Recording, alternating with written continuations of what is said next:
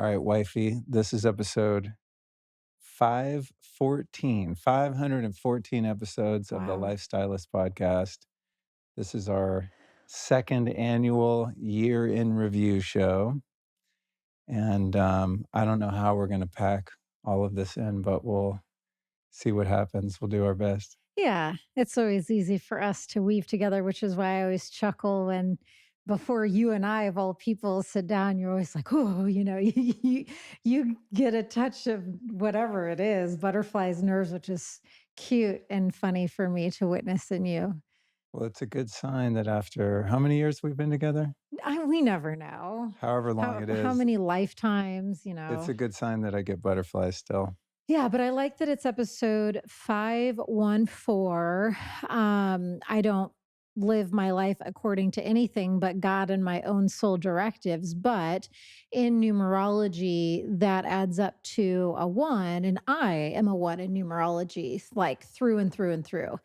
First baby born in the hospital on New Year's Day, which is obviously the first day of the new year. The first letter of the first name of my is the first letter in the alphabet. Like, I mean, I could go on and on and on. I'm such a one. And so it makes sense that this is a one episode. Excellent. For those listening, you can find the show notes at lukestory.com/2023, this being the last episode of the year. So I think what we'll do here, and you have your notes and I have my notes, and neither of us know what those notes contain, which is fun. But what I had envisioned was doing a bit of a review of things that have happened in the world and in our lives this year, and then a peek forward into the coming year. Yeah, that's what I have, kind of like crossing the threshold, reflections and visions. Reflections and Visions. That's a good title for this. I might already have a title. I forget, but I like that. Well, the first thing is that I'm most excited about, I think, because it's most recent, is that I finally got my apparel line up and live on a website, which was quite an endeavor. Some listening will have seen some of it on social media and whatnot, or maybe You can gotten an see it email right about it. now on me. Oh, that's right. Allison has, Vitamin D's. yeah, the vitamin D's because she's a sun worshiper It's my like favorite myself. one. I just like the D's nuts jokes. And so when you were running down the list of all your downloads for the shirts that you had coming in and ceremonies and stuff, vitamin D's has always been my favorite. Well, I'm a huge fan of memes, and I also worked for way too long in the fashion industry, as you know. And I like interesting clothes and designs and art and things like that. And I've always wanted to do some sort of clothing line, but I didn't really have the bandwidth to do like a full on clothing line. So I thought t shirts and hoodies and caps would be easy to do. Little did I know, unless you want to print them all yourself and keep boxes of stuff in the garage and ship it out, you have to do what's called POD, or print on demand. And it was exceedingly difficult to find a company that could do 100% organic, or not. No, I tried organic for those listening, by the For way. months. Yeah, I mean, like 6 months, no one would do organic print on demand. But I did finally find 100% cotton, at least, and ethically sourced and And all that even kind of that stuff. was a challenge. It was a bitch. But what spurned the idea was just wanting to do it for a while. And then one day I did a, I don't know, like 3 hour Rasha meditation. Some listening will know the Rasha. It's a scalar sort of quantum energy healing device, and it puts you in a really deep meditative state. And I luckily had a pen and paper nearby, and I don't know, 60 some odd ideas for shirts popped into my consciousness out of the ethers. The muse delivered, and some of them were pretty good. And so, Mm. so And that's, they've just continued, you'll have random spurts where you're like, "Oh, these 20 new ones came in today," and they're all pretty solid. I mean, some are super epic, but they've all been good, I yeah, think, there, so. there were like 10 that I put on the back burner, and some of them were a little too controversial, I think. So Yeah. I didn't want to be, I don't mind being polarizing because, being polarizing is also being magnetic. And authentic. Yeah, exactly. But the vitamin D's is one of my favorites. You love the 5 Gs, not 5G. 5Gs with a little mushroom, not 5G with the cell tower. That might be my favorite of this You collection. wear that one a lot. Yeah, I like that one. The Run DMT hat with the Run DMC logo. You like your little Dare mug. Yeah, Dare, like the 80s deterrent from using drugs. Dare, drink ayahuasca, remember everything. The Don't Spike My Proteins is a big hit with a red, beer cup. There's tons of them. Anyway, you can find that at lukestory.com/merch.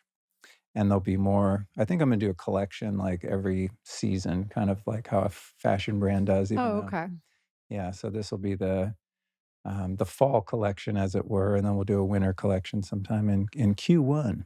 So, yeah, just to let everyone know, you have youth, women's, men's, t-shirts, hoodies, mugs, hats. It's a whole plethora of options. Thanks, honey. You should do my commercials. I can do that. I can do the I voiceovers. guess that I was don't want to one. model for it But though. honestly, it's just something I'm really excited about. And it's like affordable for most people. They're like, I don't know, 35 bucks, 45 or something like that. It's not a big investment and Yeah, it's it's fun and you've done a really great job. I mean, being witness, I can attest to the painstaking process that you choose to undergo so that it looks highest level, the fabric is highest level. You even hired, you could have gone the route of like working with the website team that's, shipping them out for you to design them, but that wasn't high enough for you, so you chose to pay out of your own pocket to bring in a designer. Shout out to Bree. Bree killed it. Bree, Yeah. if you ever hear this, thank you so much. Because I knew like with the 5Gs, not 5G, I mean, all I knew is just a funny and meaningful statement. And I knew I wanted a mushroom for the 5Gs and a cell tower, but I don't know how to draw. Like I don't know how to use Yeah. like draw by hand or on a computer. So yeah, she delivered them all and there were very few edits. I mean, most of them I was like, cool, nailed it, done. But yeah, the designs are pretty fun and Hmm. fashionable. It's not just like a slogan t-shirt, like I don't know. For a merch line, it's high level. Thanks, honey. lukestory.com/merch. We're going to talk about my dental upgrade. I'm still having a hard time saying certain words with S's and things like that. Took me months to learn how to say the Lifestylist. I'm still learning how to say that one. So that's that. That's probably the thing I'm most excited about from this year and going into the new year. This, of course, is the last episode of the year. The first episode of 2024 is going to be one that's potentially going back to the word polarizing for some people. And that would be Alex Jones, the most censored person in the entire world. And that will drop this coming Tuesday, the 1st of My 2024. birthday. Drops on your birthday. Oh gosh. And I'll just say about that, and then I'll see what your take was because you were here in the house when he was here all day. I mean, I think we recorded for 4 hours. It was it was something. It was a wild experience. But when I posted on Instagram, just a, kind of a behind the scenes photo or whatever, I would say it was 98% positive feedback of people going, "Ooh, this is going to be interesting," and then 5 to 2% of people going like, "I hate your guts. I'm never listening to your podcast again." Which is totally cool. You can't please everyone all the time. Or how's the saying goes? It says you can please some of the people some of the time. I forget how it goes. Yeah. You can please all of the people some of the time. You can't please all the people all the time. Whatever. I want to preface it by just saying I'm going to talk to whoever I feel like talking to. If I find someone interesting, and he's certainly an interesting person to me, I'm going to talk to them. And, people can reserve the right to skip that episode or never listen again if they think I'm an evil person for simply talking to someone. But I would also say that if, and this is true of anyone in the public arena, not exclusive to Alex Jones, but I would say if you're getting your information and basing your perspective on someone based on how they are framed by the corporate media, you might want to dig a little bit deeper. And that's true of people even with whom I disagree. If you look at the track record of media, especially when I'm talking about the mainstream corporate media, when they seek to vilify someone, they have a horrific track record of lying through their teeth. There's going to be people that just don't like the guy. There's going to be a lot of people that do, but I would encourage people to have an open mind and to check that episode out because unfortunately, whether you like him or not, the guy's been right about 99% of the stuff that he's been talking about on the internet and on TV and radio and whatever for the past 29 years. And I wish he was wrong more often. I really do. Mm. When I first heard him, I don't know, 25 years ago, whatever it was, I thought this guy is really entertaining and he's crazy. And there's no way the things he's talking about with the New World Order and all of this stuff could. Bohemian Grove and Yeah. I mean, I was just like, there's no way this stuff can be true. The world can't be that messed up. And as we've seen over the past 3.5, 4 years, again, unfortunately, many of the things that he has predicted or foreseen have come to be. So, kind of like David Icke. I had David Icke on the mm. show, and he used to also be entertaining and sound kind of crazy. And then fast forward a couple decades, and you're like, oh shit, he was right about way too much stuff. So, that one's gonna be, for me, really fun just because it was such an interesting conversation. I mean, we talked about the moon landing, Freemasons, plant medicines, a lot just about general good versus evil and duality. Of course, the widespread censorship that he's faced, which then was a domino that's opened the door for censorship for people even like me who are much less controversial. But again, my thing is I'm after the truth, and I don't really care who the truth comes from and whether they have a pleasant personality or yell a lot on the internet or whatever.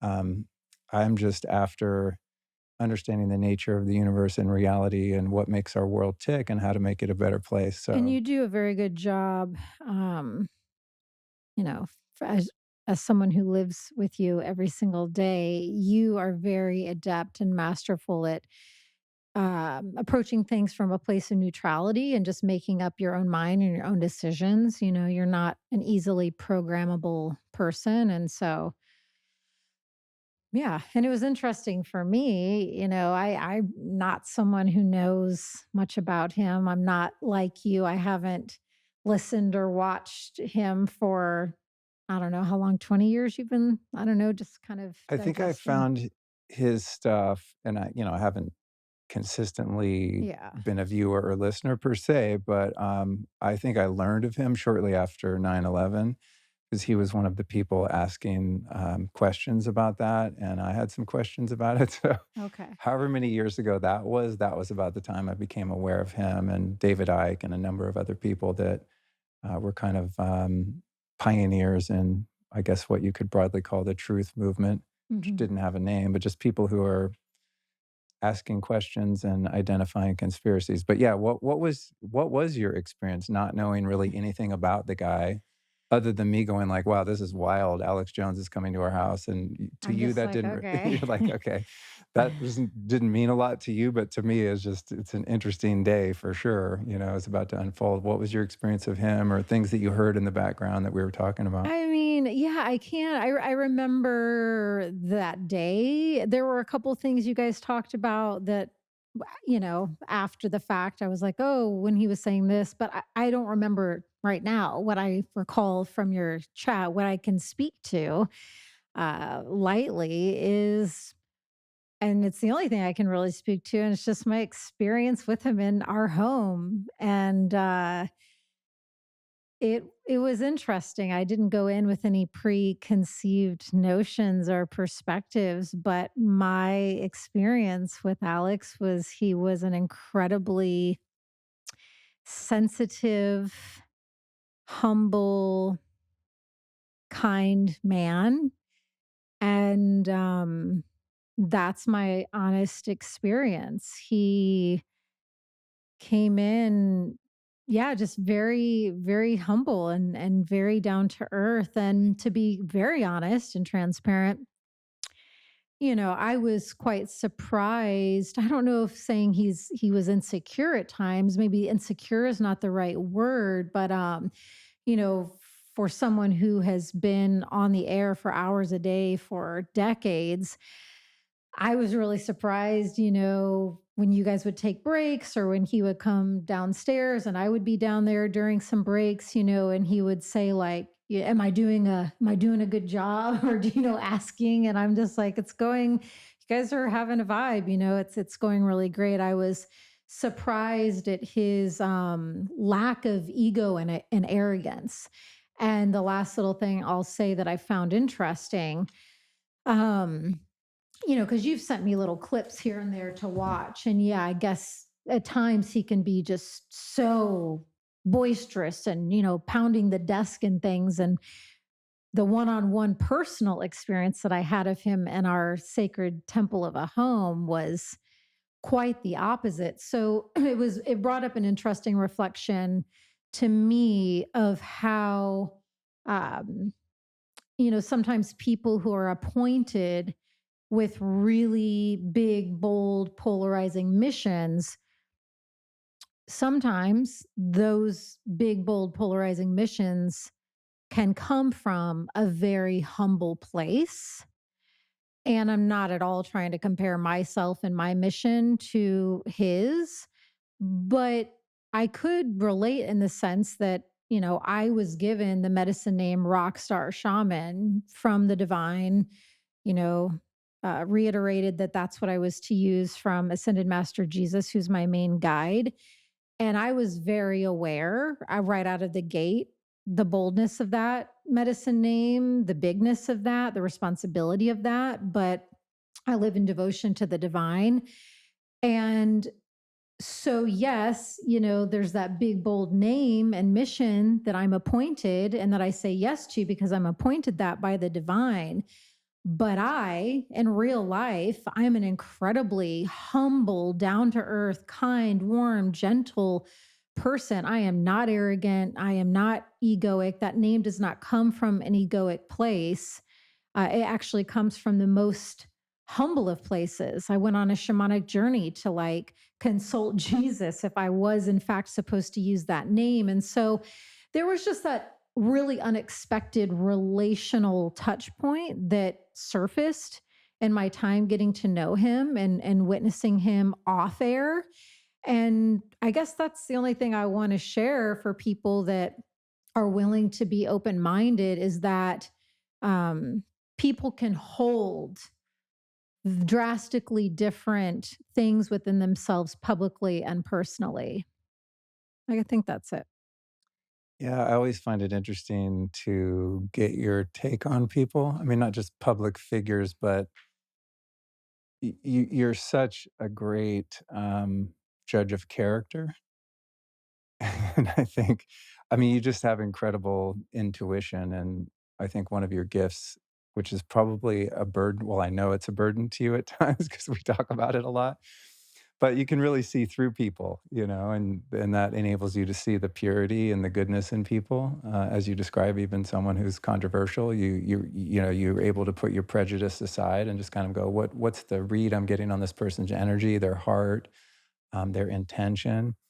Maybe the burden part of it is that you're a real shadow seer, and I you carry know, a lot of hidden knowledge. yeah. I mean, there's so many people that we've been around or that I've introduced you to, and I think they're just great, and I just kind of don't give that much thought into it. I think, oh yeah, they're cool, whatever. Let's hang out, and then you show me things that I believe to be true about them, and it's not in a judgmental way. It's just in an observational way, kind of a neutral. Well, here's kind of what I see, and I'll be damned most of the time, maybe even every time. Actually, you've been right. So I found that interesting about that. It was just cute to see you like knowing nothing about this guy who's one of the most famous people in the world. I had no I For don't know. people that find him abhorrent and despise him for whatever reason, and people that are obsessed with him and love him. He's a really popular person in the world. So to get your take of like, wow, that guy was after he left, you're like, wow, he was really sweet. What a great guy, you know? Well, the sensitivity in his eyes is potentially what struck me the most. I could just see so much like quivering and sensitivity and like a small boy. Like there was so much deep and pain. It was almost like a painful sensitivity that he carries.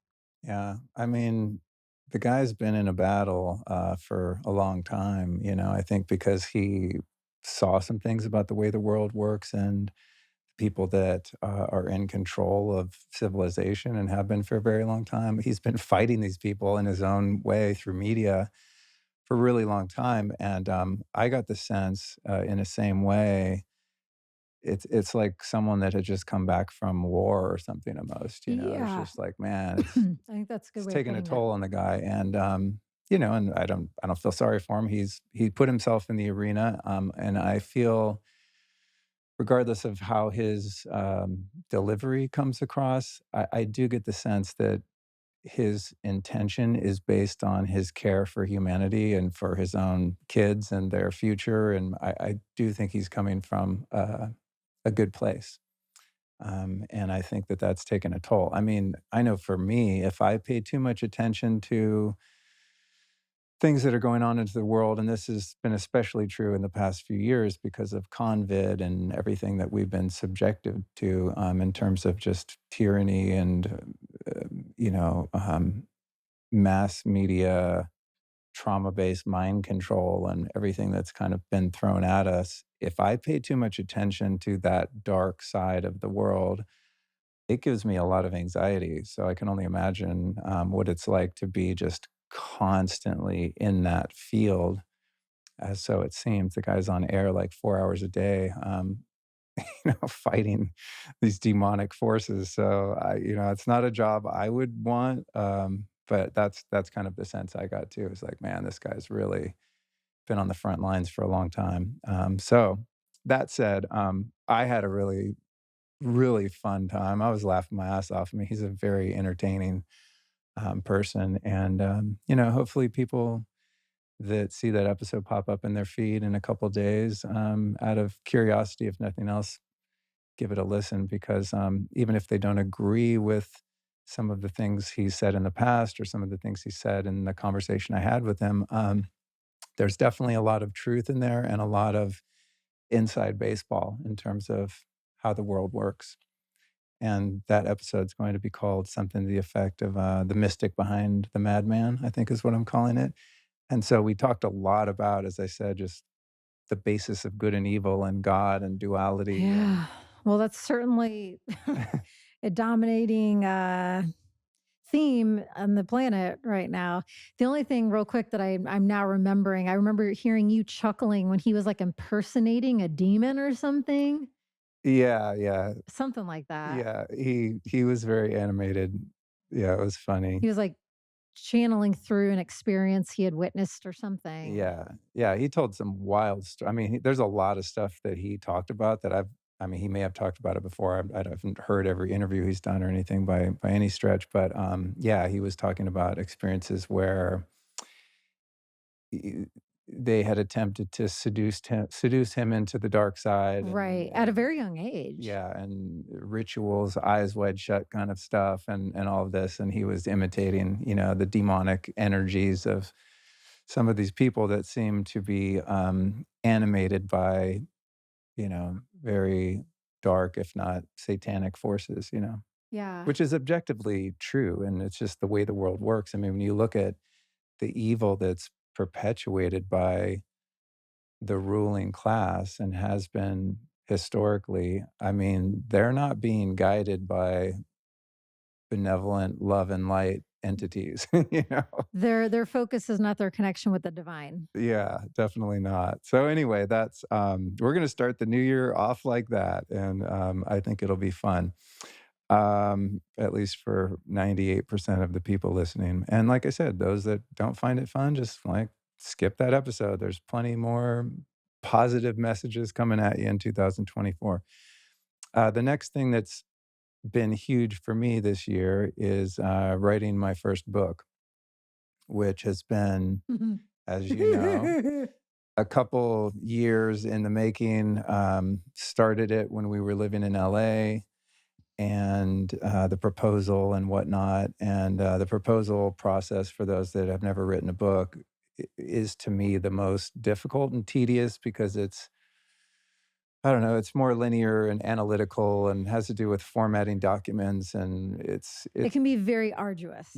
I watched you go through the process of writing your That was what book. that laugh was that I did Yeah. minute ago, is like, now I get to watch you go through what I went through. Yeah. It's so worth it, but wow. Yeah, and you're really so much of the inspiration for me doing it, when we got Mm. together and you moved in and then, they put us all in house arrest and you just were like, "Cool, I'm gonna finish my book." But just watching the whole process was, I mean, in a way discouraging because you're interfacing with a captured industry in many ways, and there are, rules and political correctness and all this stuff that you had to navigate, maybe more so than I will, we'll see, but, and deadlines and working with editors and track changes on your Word documents and just all the technical aspects of writing. It's not just like, "Oh, I'm gonna put my thoughts on paper," and then it just gets published. I There are a mean, lot of other brains involved as to how things should go. yeah, so Animal Power happened, the card deck happened, people love your book. I mean, I see it all over the world every time. Just a couple days ago, we were recording a podcast, and our guest, Caroline Allen from Beam Minerals, is like, "Oh my God, I have to look at that book." She's like pulling cards, and I mean, you did it. So I think, well, if you can do it, maybe I can do it. So, yeah, and the book essentially is about the theme of existential loneliness and how childhood trauma, sexual trauma, addiction, neglect, abandonment, enmeshment, um, birth trauma. Mm. It's about all of these experiences that have taken place in my life, but also take place to some degree in the lives of so many of us and lead to this emptiness and discontent that some of us fill with addictions and some of us fill with numbing and avoiding. And so it's a book all about spirituality and um,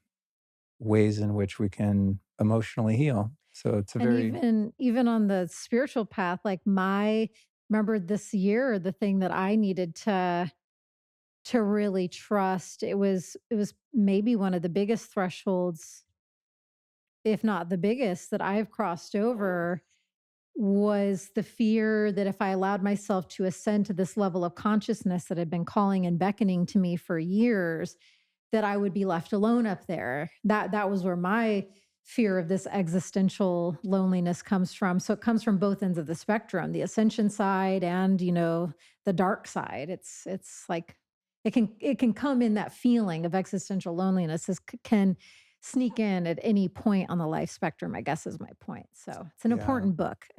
Yeah, it is. I think, I mean, it's important to me, it's one of those things. There's no way, once I sort of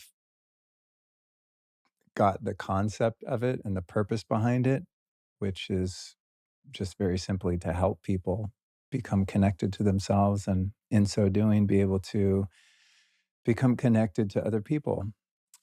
Once I got that and it landed, I mean, now there's no turning back, but sometimes because it is a challenging process, sometimes I'm like, God, why did I have this idea? I could just have so much more time to hang out and live my life. And it's challenging in many ways. It's also fun and creative, and I'm learning how to write. I chose not to work with a ghostwriter. I chose not to self-publish. I'm doing it in the way that's maybe the more difficult path of really having some skin in the game. But I think why it will be impactful for me and some other people that read it eventually, and takes a long time to write a book and then put it out. We're probably It's a talking about long a journey. couple of years from now this book that I'm talking about will come out, but it's it's that I don't think I could do it if it was just something that was like a calling card for my career or something. I wouldn't be motivated to do it, but now it's like this burning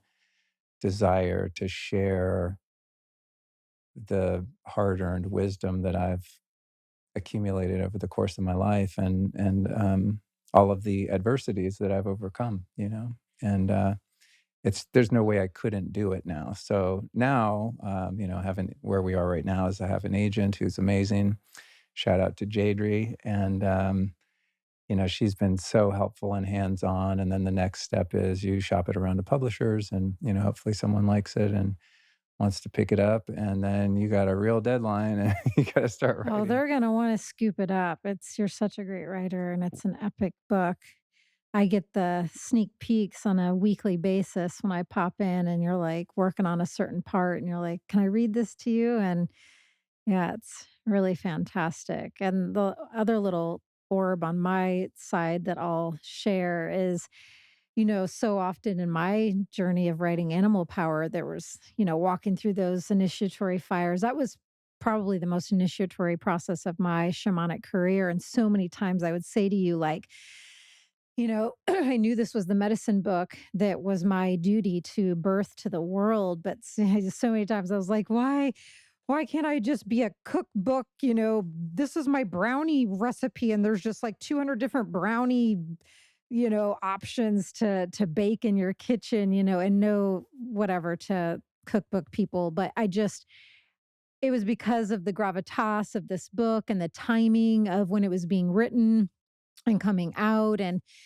I'm sharing shamanic foundations and teachings that have existed since the beginning of time on this planet. I mean, the weight of what I was carrying and holding and the lines that I had to hold so exhaustively for so many years in order for Animal Power to actually come into fruition was so daunting and so tiring, yet completely so worth it, because while I do feel there are more books and decks in me meant to come out this lifetime, at the same time, I truly feel if I were to not do anymore and if Animal Power was my book and deck gift to living beings, I can rest easy. I feel so proud of how I wrote that book, the place from which it was written from, how it, because there were times where I was like, if this is going to be the way it has to go based upon the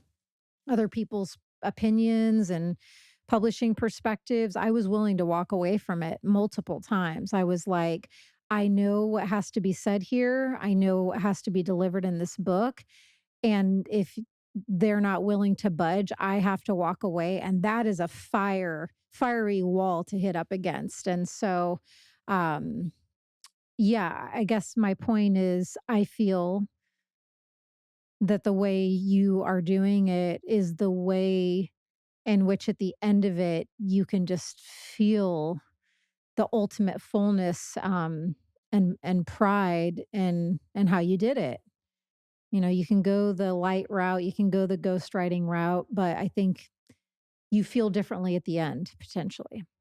I'm intuiting that to be the case, yeah. I mean, it's a deeply, I don't know, transformative experience just for me to do it, and it's also very vulnerable, because the book is so personal. I mean, it's not personal in the sense of, like, it's my memoir, but the teachings in the book are derived from personal and, many, you know, tragic and traumatic experiences in many dark and very low places that I've been in my life. One thing that has been a saving grace, for me, I mean, I don't know what I would have done without this, is I joined Neil Strauss's writing mastermind group. And so there's like 6 or 8 of us in there, and we meet every Tuesday.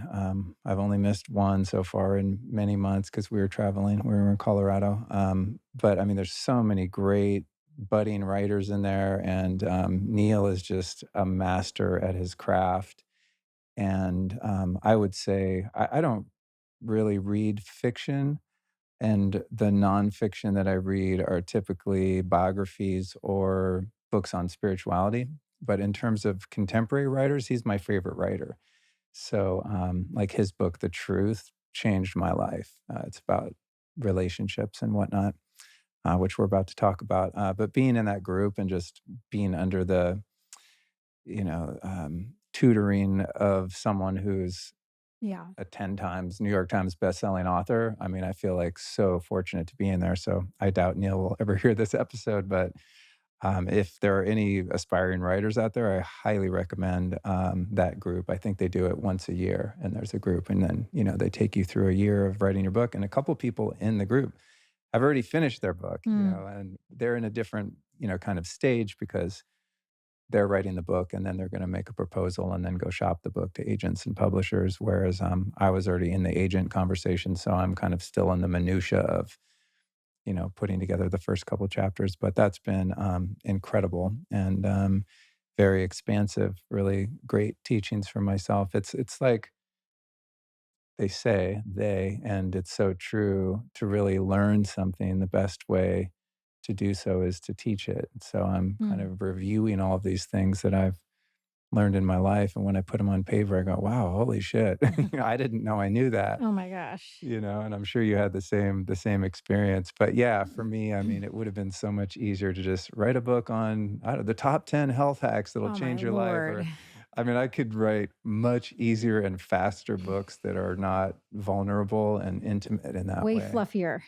Yeah, but and God bless, like you said, people write great cookbooks and Yeah, we have cookbooks. books Great. on health and whatever. I mean, they're all useful, and I've derived a lot of benefit from all sorts of different books. Right now, I'm listening to I don't have the name offhand, but Jeff Tweedy, the singer Wilco, he just put out a book where he talks about like 50 meaningful songs, and he's just Hmm. a great writer. He's so funny and wise and insightful, and I get a lot of inspiration from that book, although it's not a book that's probably going to change my whole worldview or help me, Yeah. inform how I heal my trauma and become a different person or something. But it's a meaningful book to me because I'm a huge fan of his music and the way he delivers. His writing is beautiful and articulate and inspired. So there's room for everyone. Yeah, But everything has a purpose. yeah, but the way I'm doing it, woo, not for the faint at heart. No. Next thing on my list, and then we don't have to go any particular order, but anything on your list we can go into. But one of the highlights this year, Mhm. I think just because we haven't done a lot of traveling because we were building this house and, we moved here and all of that, was going to Costa Rica. Mm, yeah. Shout out to Tori. Yeah, our friend Tori was gracious enough to fly us down there. She had bought a big property there, kind of a defunct ranch that she's going to revive. And I've been to Costa Rica a couple times, but it was on retreat, so I didn't travel around and explore. And we covered some serious ground. I mean, Oh my gosh. Talk about a powerful trip. Yeah. yeah, yeah, we had a medicine journey in the middle of we were only there for like a week, and stayed So at much happened. I feel like we were there for 8 months. it was wild. But I think what became clear to me in going there, and I want to hear what your perspective was I know many people in our community and people that are kind of into the things we're into are moving there or live there part time or spend a lot of time there. There's a lot of plant medicine retreats and things of that nature there, and yoga retreats and whatnot. But in going there, one thing that was really uh, paramount in my experience was it felt much different to be outside of the borders of the United States. There was an energetic shift there that felt liberating Mhm. and much more free and different. And, I love this country and the people that inhabit it, but there is a sort of oppressive matrix superimposed on this particular country that is it's a heaviness, especially in the past couple of years. And I just felt like I just felt like I could breathe there. There was a lightness. And if you're not energy sensitive, you might not even feel that oppressive matrix grid that you're referring to. Or, if you have only traveled to certain types of places that replicate that same said matrix grid, yeah. So I think it was important for us to feel the shift. Yes. And so what became immediately clear So we're moving there now. t Kind what joking, not joking. what became clear to me was we really need to spend more time here, and find a way to live there at least some of the time. I Mhm. just love the people in that country and even the expats that have moved there. They're very like-minded for the most part. The nature there is so abundant and What beautiful. was the man's name? Tom? I don't remember Tom's last name offhand, but, But yeah, that was a great way for us to start what was that the trip. name of his, He New Chapter vitamins. he had a company called New Chapter. He sold that and bought a farm in Costa Rica. What's the name of the resort? Finca Luna Nueva. Is it Luna Nueva or Finca Luna Nueva? Isn't that what I said? I know because we went to 2 places and I always get the 2 names confused. There was the other one by the Finca volcano.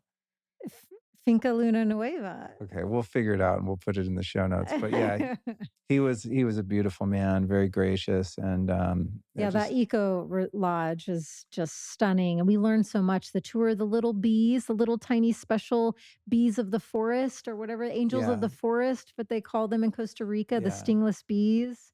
I Ah, ate termites out of a termite mound, which were quite tasty. It'd be hard to fill up on them because 'cause they're exceedingly small, but, yeah, we toured, like, these, regenerative farms and eco resorts and things of that nature, so I don't know, I think the thing and that school, remember they had, like, right? a integrative sort of nature school that was Yeah. really cool that someone had built for the local kids, in this one village, and, I think too of just being outside of the grid, but I also realized I really need to be immersed in nature more. I mean, there's almost this part of me that's like, I could just give up everything I do for work now and buy a farm there and just grow food and just live off the land, Yeah, you I know? feel very clear that I could do Yeah. that. So, yeah, I don't know why that out of all the things that have happened this year, that particular trip stands out to me as,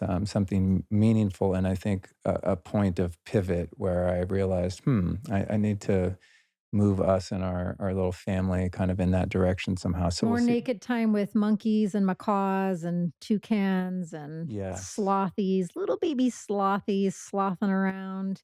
Yeah. Yeah, I just want to give a shout out and thanks to the lands and spirit of Costa Rica. You know, there's definitely places on the planet that I would consider to be more vortex, more medicinal than others. I always think of Bali when I speak in this way. Mama Bali has held me just in magnitudes of generosity and love and lavishness beyond what I knew was possible.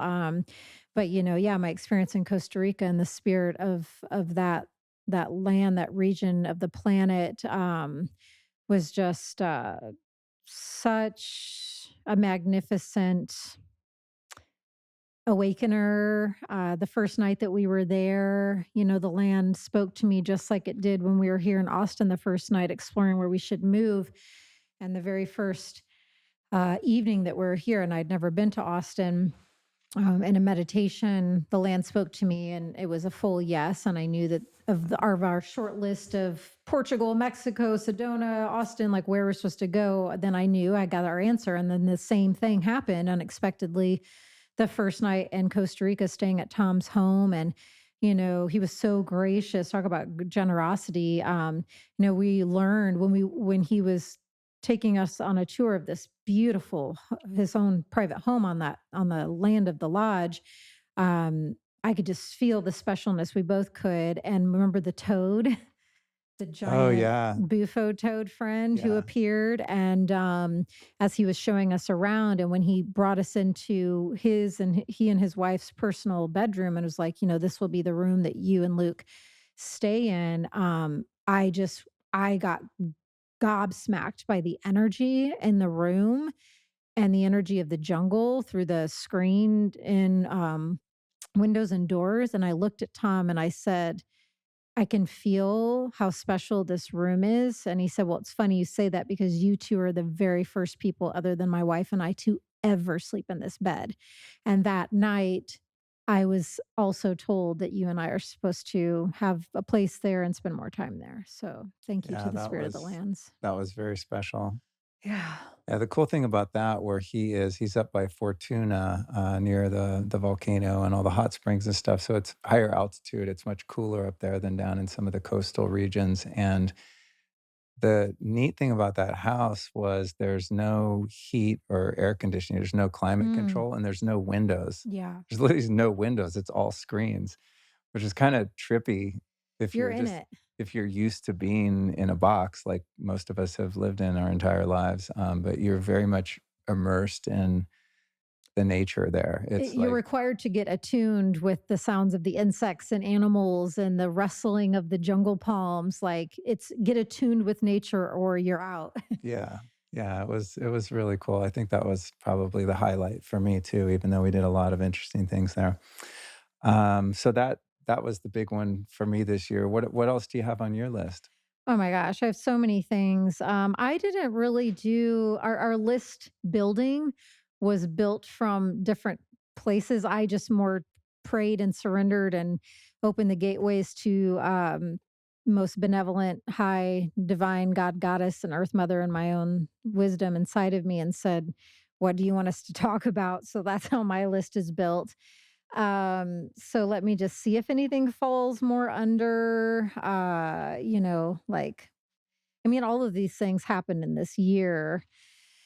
I guess I'll just start with the first thing that I wrote down, which happens to me quite frequently, but it happened this morning upon me awakening and starting to open my eyes when I woke up this morning. Literally, the first thought that I experienced and that just enveloped me is, quote, "I have the best life ever."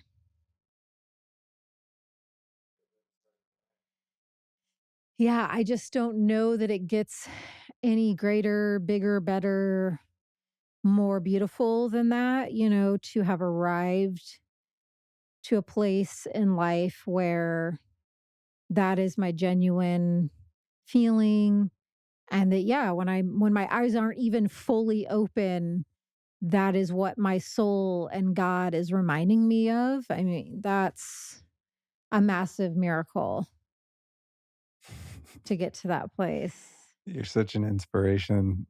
If I'm totally honest, I know, like, you're more of a morning person, I'm more of a night Yeah. person. I probably have that attitude more like at 10 at night, than I do at 7 in the morning, but often it's gotten much better over the years, but often when I wake up, there's a sense of like, "Oh, Doom. shit." Yeah, and I don't, like, look at calendars until the day of, and I'm always kinda like, "Oh, what am I doing today?" I have no idea usually until I go to my computer after I meditate and make sure my head's right, and then I look at the day, but I usually have thoughts that are more like, "Oh, shit, what's required of me today, and how scary is it or not?" Yeah. So that's You're a little inspiring. more grumbly and growly in the morning, whereas when I'm tired at night, that's when I'm like, I need breath, I need space, like Yeah, no top of head kisses. Like yeah. our sensitivities are completely polar opposite. We have rules, in the evening, in the morning. Yeah, I can't really talk to you until you've moved around and taken enough supplements. And then I cannot allow for some reason, crown chakra, like top of head kisses. Once I'm starting to get tired at night, I cannot have those. It's like off limits. Well, yeah, I mean, this is great because we're learning all of these things about one another and how to have the most harmonious relationship possible and one that's the most fruitful and joyful and loving and all of those things. And these are all great tools that we're applying to our higher power couple venture, which will be, I guess we could talk about that in a little bit when we look into 2024. But I mean, how many relationships have you been in where just fundamental preferences, like we're describing, of who's got what vibe in the morning or night, for example, um, lead to incompatibility, not because you're not compatible, but just because you don't have the awareness and you don't tune into one another. And have that unconditional Mm. love and acceptance that Yeah, that's everyone's true. wired differently. Like I could get my feelings hurt or get annoyed if I'm trying to snuggle up and kiss you on the head at night and you push me away. Like I could take that personally and be offended or something, right? Or in the Side morning. note, I don't push him away, but I do say, "No, you know the rule. No Yeah. top of head kisses." Or conversely, we could wake up in the morning and I don't feel like talking or hearing loud noises or like getting into any meaningful discussions until I've done my morning routine on the rebounder and the ice bath and all the crazy Yeah, shit we that I could get easily have into. viewed that as like, oh, we're incompatible. And I could have been like, I want someone who's also a morning person because as soon as I wake up, I'm communing so much with the ethers and other realms and my benevolent guides and so much going on for me while I'm sleeping that I wake up inspired. I wake up ready to go. I wake up ready to like tell you the shamanic healing that took place at 4:15 and I know that I have to temper that and like I know what you look like and feel like when you're ready to be approached. And most of the time I'm successful at that. Sometimes there's something where I'm just chomping at the bit. Maybe it's a house report or, something going on where I maybe jump the gun a little bit. And I can always tell when I do. But yeah, I think we give each other a lot of grace and have found that harmony as opposed to being like, oh, what a bummer. I want someone who's ready to dive in the morning with me. Like, it doesn't have to be a deal breaker. Yeah, I think that I go, like I'm sure many of us do, to such bizarre places in my sleep that when I wake up, I think it takes me a while to get back into my body and Yeah. remember that I'm a person. Like, what was it? The night before last, right before I woke up at 7 or something in the morning, I was having this dream where I was hanging out with John Lennon and kind of helping him do a press conference or something. And I mean, it's so real. Then he turns into we go in this room, and then he's Tom Knowles, the Vedic meditation teacher, Jeff Kober's teacher, and we're talking about his guru, and he's giving me all these spiritual insights and downloads, and I'm in that, and then, the sun comes up, and I have the curtain open and wake up, and it's like I'm still in that for the first 30 minutes after I wake up and trying to convince myself that that's not the real world, and I'm still not totally convinced that this is the real world and that dreams are a made up world. Dreams might be the real world, and this could be the made up one. So, Totally. you know, it takes me a while. But yeah, knowing that about one another has been, I think, a great resource for us and to be able to just meet each other where we are and, understand that our differences are our strength and not something that you have to fight against or to try to, mold yourself into being like your Yeah. significant other. You are kind of who you are. There's nature and nurture, and I think you can only nurture yourself to be different to a certain degree. Hmm. I've been trying to be a morning person for 53 years, and if it hasn't happened by now, it's probably not likely to. And Yeah. even if I wake up at the crack of dawn at 6:30 or whatever, I'm still not really ready to interface with the world until 10 or 11. It takes you, no, I mean, a little bit longer than that most times. Yeah. 10? I'm not my ideal podcast start time, if I'm doing ceremony circle, I'm like, let's get the guest here at 9:30. We're jamming by 10. You are still like, I mean, we're started to record today at noon. And I think that was like you had to really stay on your regimen to get ready by now. I did, yeah. Yeah, I just, got my call sheet to speak at Dr. John Mm. Lawrence's event, down in Florida with Ben Greenfield and all the Health Net crew, and, they sent my call sheet, and it was like, "I need you in hair and makeup." It's for, like, a documentary on biohacking, and they sent me my call sheet, and it was like 7 AM, hair and makeup, start your interview at 8 or something, I and mean, yeah, they're probably packing so much into those couple days. well, I expressed my discontent and they bumped me to 9:30 or something, which is doable, but yeah, to your average Funny. person, that's, like, normal.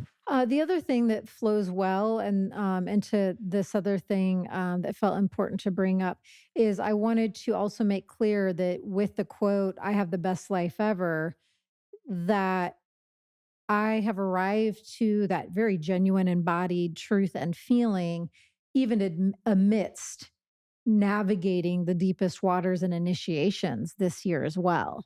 So it's like I don't want it to get twisted and I don't want people to get confused that like I mean I guess people that know me and listen to my show and know us well enough know our backgrounds and know the stuff that we have painstakingly evolved from.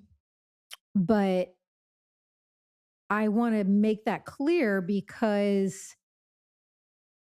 waking up knowing that one has the best life ever does not at all have to equate to like every day is easy or every day is only filled with laughter. I mean, those things are so great. They're vital. And I'm calling more of that in.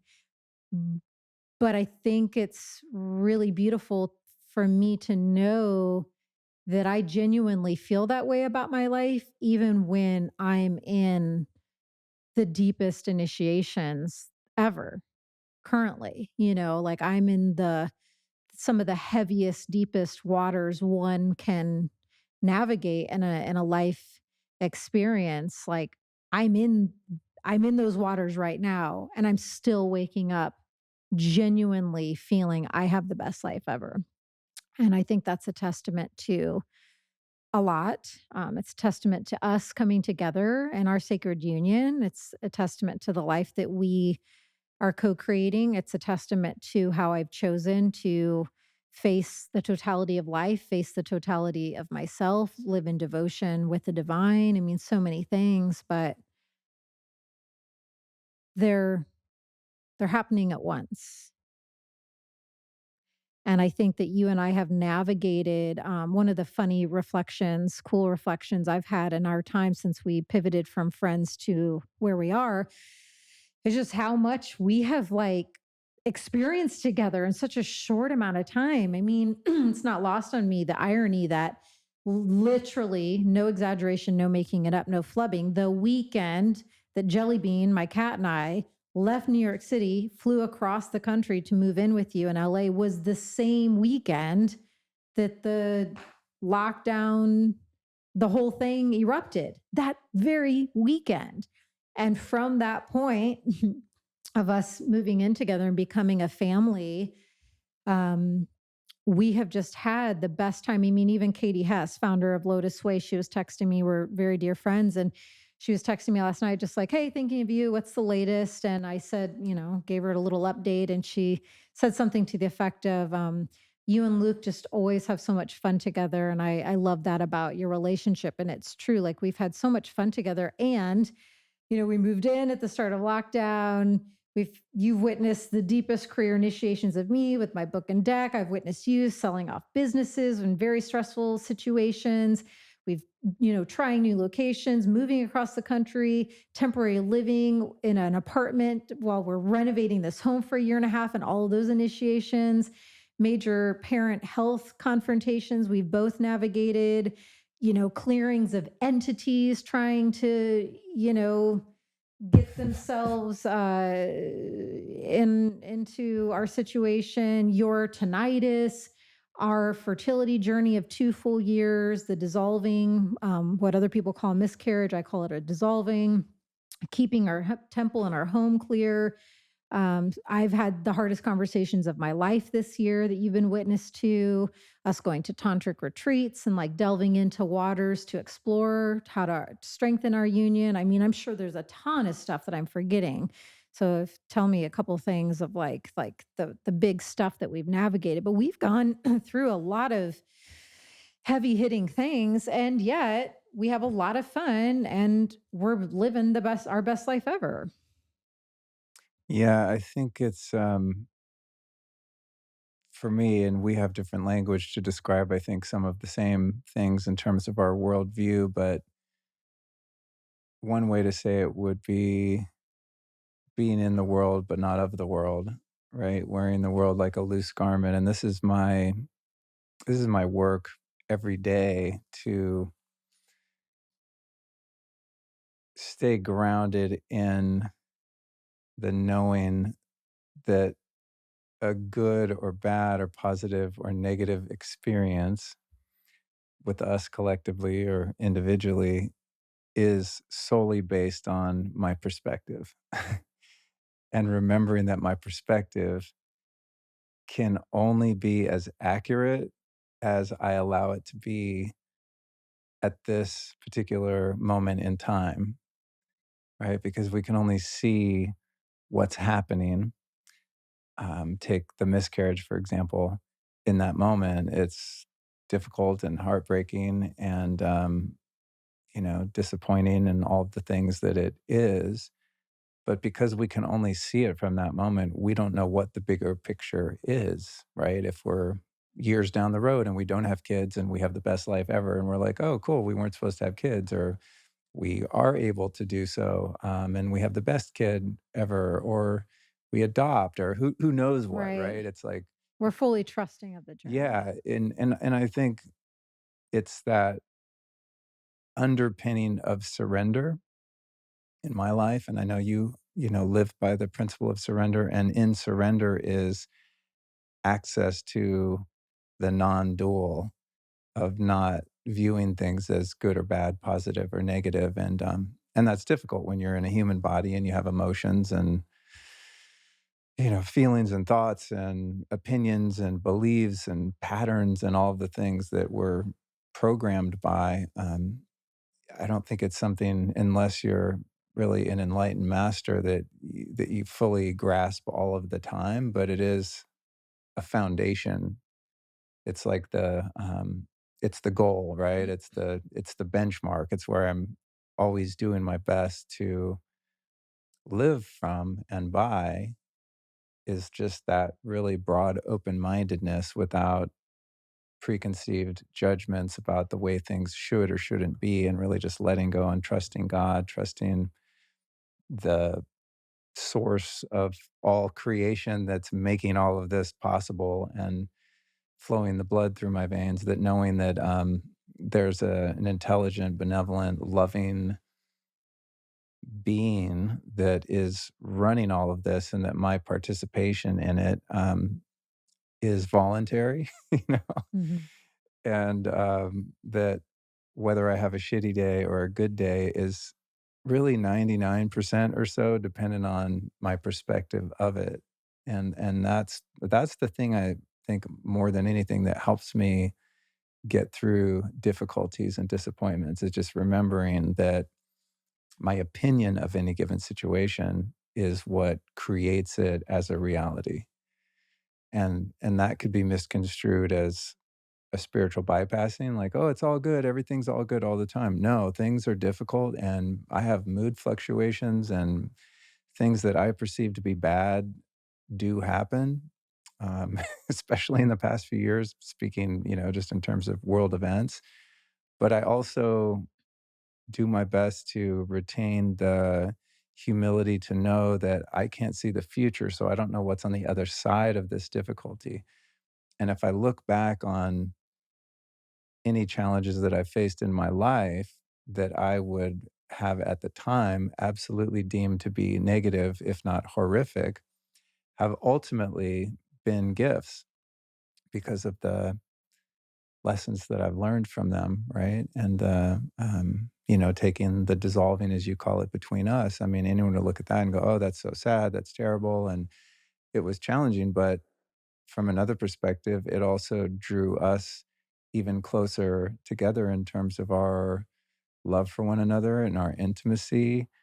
It allowed me to see things about you that were inspiring and educational, just in terms of the fortitude and wisdom and maturity with which you handled that as the woman who was having the physical experience of that.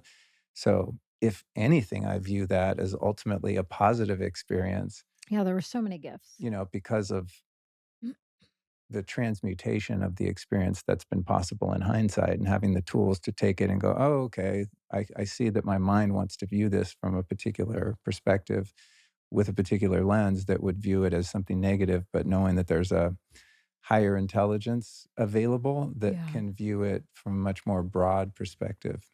Yeah, and we're both completely willing to, access and allow whatever emotion is wanting to present. So I think, yeah, that's one of the key things as I'm listening, that I'm reflecting on is there's no like resisting or cutting off from or suppressing of any thread or fiber of it all. I think, yeah, it's my slash our willingness to healthily be with the fullness of it all that allows the thriving with it all versus what we also know from our pre-awakening, pre-surrendered years, the suffering of it all. I mean, I was having flashbacks for some reason yesterday, I think, of like, yeah, just previous relationships and not even just the one that provided my awakening, through the addiction portal and denial, codependency, narcissism portal.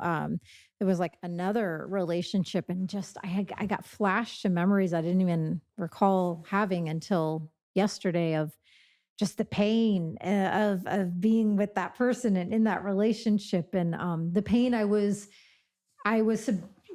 imposing on myself through what I was allowing, and all the things, and I don't know. Yeah, I was just thinking about how much pain and suffering I regularly experienced. Oh God, I feel it. It hurts me to even flash back to those times.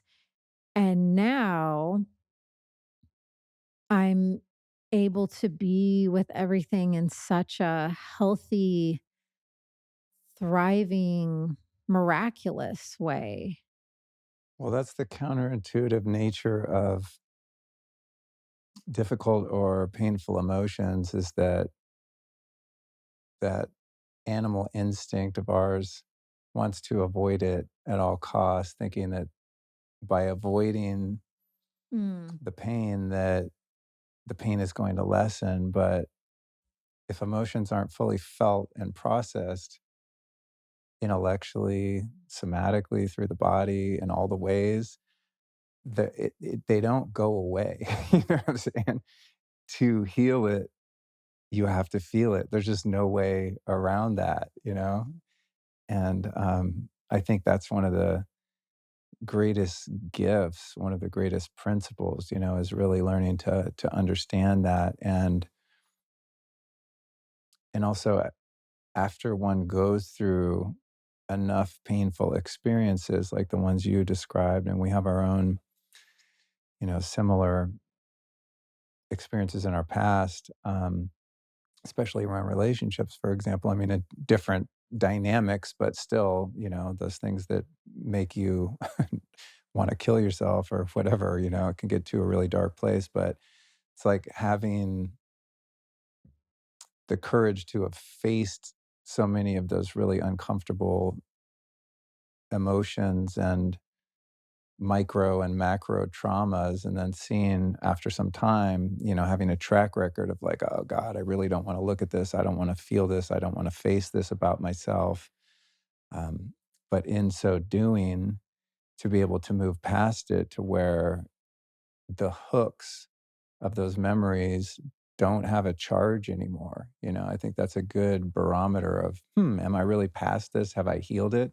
For me, it's like when I talk about an event in my life that was painful or traumatic, I can feel how much mm, charge or resistance still exists in my yeah. body. And the things that I've been willing to feel the most, even if they were the most painful and most traumatic, have the least amount of charge from just owning it rather than running from it. And that's someone who spent, a few decades running quickly from any sort of a feeling, feeling it is healing it. I mean, that's the thing. So even in our practice of a relationship, I think that's one of the most bonding and valuable tools we have, is allowing each other space to not only feel, but also to express appropriately whatever we're going through with one another. I mean, we Hmm. have such little conflict in our relationship. And I think a lot of that has to do with the fact that we're both pretty adept at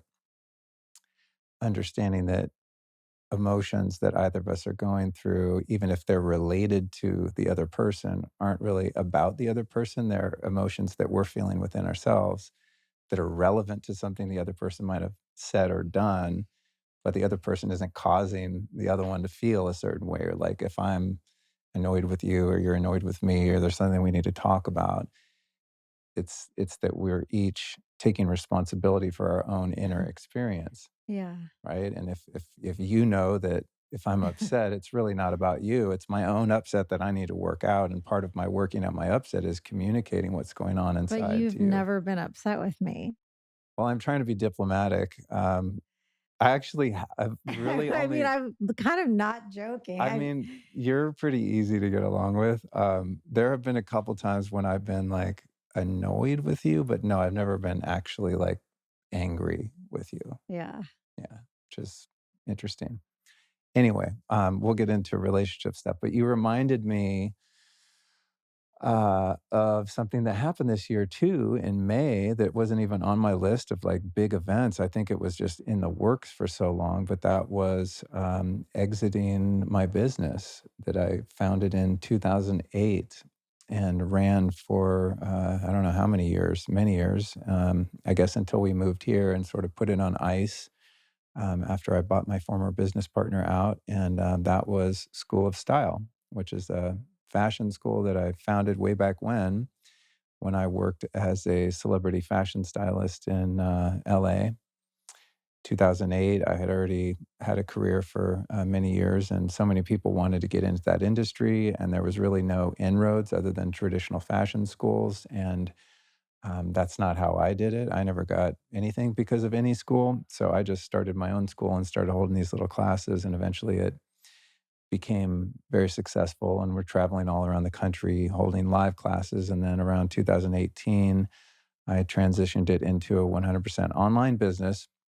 But then by then, I had started my podcast in 2016 and moved into the health and wellness space. And just followed my true passion, which is what I'm doing now and all the ways that I do it, and knew that even though that business could make a lot of money very easily, and also serve its students well, which I had done for a long time, I just couldn't muster up any energy to relaunch that business and activate it again. And so I started shopping around for people that might want to buy it, people that were passionate and wanted to be able to take it over and take the ball and run with it, so to speak. And so after courting a buyer for a couple years and it going very slowly, as you know, it was just like, "Is this ever gonna happen?" And, yeah, every Molasses. few months, you'd be like, "Alright, I should just roll up my sleeves and, like, relaunch this business," because it's a great business and it helps a lot of people and it's very, very lucrative, and I just couldn't do it, and I also didn't wanna let it die because it's something I put my heart and Yeah. soul into for so many years, just to, like, shut it down because I didn't know what to do with it just was seemed so depressing, and there's still just such a huge market for people that want to get into the fashion industry and have a creative career as a freelance artist and whatnot. But eventually, everyone came to the table and was able to sell that business and get out of it. 2 And molasses-filled years later. yeah, and it seems like they've not yet relaunched it, but I think they're close to doing so probably in the new year. So it'll be really. I'm sure it will thrive. Oh, I mean, it's an incredible platform. I mean, I created something amazing, and the people that bought it definitely have the capacity to really make something probably much bigger than I ever Yeah, could they can have. really pop it off. Yeah, and so it's a really fulfilling experience for me because I built something. I helped thousands of students have careers. Many of them are huge, successful stylists now, and it will be really fun to, like, log on and look at the new website and look at their social media and see that legacy carry on without me. Yeah. So that was a huge win and something for which I'm really grateful, and it was no small feat getting that deal Oh, done, but man. Oof. I did, and, it felt really good to put all those years in and not just kind of, like, have to let that candle burn out, it's still there's a little ember going and Mhm. barely kept it going, and someone, took Yeah. took the flame and is now Yeah. recharging it, which is really, really exciting. That's the I'm right so vision. glad. A little tiny ember, Yeah, so that barely thank glowing. you for reminding me of that, sometimes life moves so quickly, and I'm just always on to the next thing that I'm sure there's a lot I forgot. I kind of forget, sometimes, but, that one is something I need to remain grateful for because it could have, it could have petered out and nothing would have happened, and it would have just sort of died on the vine, and that would have been just sad and disappointing after all the effort and energy that I put into it.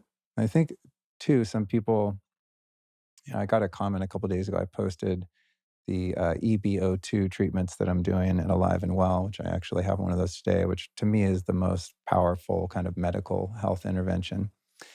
And it's expensive. It's like 1,500 bucks a pop, and it's best to do like 3 in a row. So someone on social media asked me that, and so I put how much it costs on there, and they're like, "Well, that's fine for the rich people. What about the rest of us?" To which I always answer, the most powerful health innovations are totally free, but they require more discipline than most people have, which is breath work, prayer, human connection, touch, sun gazing, Connecting with um, Earth Mother. yeah, And you share meditation, that stuff grounding. every day for Yeah, I years. mean, aligning with nature and with other human beings in a loving capacity is by far the best thing you can do for your health, and I will always stick by that because I believe it to be true. But the other thing that occurred to me is that some people think that, and I wouldn't consider us to be rich by any stretch, but I can go get a treatment like that done without it hurting the bank account too much. But as people don't see, like, the years and years of working one's ass off it took to be in that position, Absolutely. people just think like, "Oh, you're just lucky or Privilege. privileged or fortunate." I'm like, "Dude, Do you know anything about our backstories? I mean, I only made it through the 7th grade. I have no education, no real training of any kind. I'm self-taught in everything I do, and with that business, for example, I mean, I worked my ass off for years and years. I mean, I can't tell you the time I put into that, and then with the podcast and the work I do now, I mean, yeah, it's fun and I enjoy it. What I sit and have conversations with a camera and a No, microphone it's on, also a and lot of work. yes, I mean, the hours that I put in. So I just want to say to people that look, to anyone that they see on social media or people that are, producing media or doing work similar to me, that it doesn't just happen, like, you're not just lucky and the world just throws resources your way, it's a lot of work, and that school was a lot of work. Selling that business was a lot of work. Even after it was sold, you have consulting that you do for a period of time typically, that was also a lot of work and still is even on some days. Putting together a reliable team and managing that team and paying that team well and all of that. So, Yeah, neither of us are strangers to incredibly hard work. yeah. And yeah, I mean, I wish I was a trust fund baby or something. Might have been easier, but also I think there's a certain element of character building when you have to create your life yourself. And Yeah, I like that we're down to earth and normal yeah, people. Yeah, I was reflecting on a bit of what you're sharing when you had gotten your sun time, you had gotten your vitamin D's, vitamin D's nuts. and then you did your jumping on the little mini trampoline, and then you used your ice bath time in our pool, which is very cold at the moment. But yeah, as you were swimming around in the pool and I was sitting there eating some yogurt with jelly and cookies staring up at me. And yeah, just again having a reflection of the gratitude for my life, but specifically with you. I don't know why, but just seeing you kind of breaststroking through, like swimming through the pool. What struck me the most is how far you've come. I don't know why I got hit by that in that moment, but I just felt such happiness for you, that you're able to swim in your pool and I don't know, just have the experiences that you have currently because I know it was not always the case. Yeah, I've had a lot of dreams come true, both inward and outward, but they didn't just, appear out of thin air. Mhm. I mean, I was in a position to buy a house until I was 50 years old. You know, I never have a down payment for a house, like, that was not happening, you know? Mhm. So, yeah, I'm grateful. But, yeah, I just wanted to mention that. I get those comments sometimes from people, and I think it's sometimes it's, envy. People have a lot of people that feel lack have a character defect of envy, and so they get pissed off at other people that are having a good life or being successful by whatever metric, Going into they that's not measure fair that. victim mentality sometimes, not all the time, Yeah, sometimes. yeah, and, I just know anyone that's made anything of themselves in my personal life, they've worked really hard, and maybe some people are more fortunate than others, and people have different degrees of support from their family, and some of us experience traumas that are more extreme than others, but, yeah, considering the odds of me ever making something of myself with the life that I had in my past with addiction and the abuse that I endured as a kid and all of those things, I'm very fortunate. And I'll tell you what, honestly, even if I had just gotten sober and that's all I ever did in my life, I won the game Mhm. because where I was headed was no exaggeration, not being sensational. I was going to prison or I was going to die on the streets. Period. End of story. Mhm. That's where people like me end up. So, but for the grace of God, that gift was bestowed upon me, and it truly is a miracle. And anything that comes after that, having you in my life, our home, our dog, the career that I The enjoy, cat, I always forget Jelly. Well, he's so low key, he's never around. little wizards around Um, somewhere. but yeah, it's everything has been well earned, and so that's also to say that no matter how far somebody goes down the road of failure and pain, that there is always hope for everyone. There is a way out, and if somebody Mhm. is struggling financially, I honestly think aside from just work ethic, because you have to put energy into the world. Even if we were in hunter gatherer times, you don't just sit under a tree and get fed mangoes. I mean, you got to go out and hunt and gather. You have to put energy into building things. So I believe that there's a reciprocity in the universe, and that we're rewarded with the energy we need for our life by the energy we put into it. So, that being said, what keeps people, I think, stuck more than anything is just viewing successful people as a them versus an us. And that's a limitation that I'm always working on within myself of looking at someone who has a successful career or is, very financially secure. Being a poor kid when I grew up, it's like I always looked at rich people as assholes and, I was jealous and envious of them. And I think that kept me poor for a long time, is just seeing myself as a poor person. And that scarcity mindset that there's not enough to go around for everyone in the world, and being resentful at the people that have their share and considering them as someone who's taken a share that should be mine without me actually doing any work for it. So that's my rant on that. Where are you, my love, with our efforts to make a baby? Hmm. Yeah, I feel hmm. I feel as if we are right with God, right where we should be with it. Had someone asked me, 2, 5, 10 years ago what I thought my pregnancy or child rearing journey would look like, I don't know that I would have come up with what it has been, but I feel I'm completely trust filled, and I feel right with God, and that we are exactly where God intends for us to be with it. I personally appreciate that the first year and a half of it was, I will only speak for myself, but was really me going on my intuition and going inward. And even though up until you and I got pregnant, I had never been pregnant before then, to my knowledge. So it was, my first pregnancy, first dissolving, first all those things.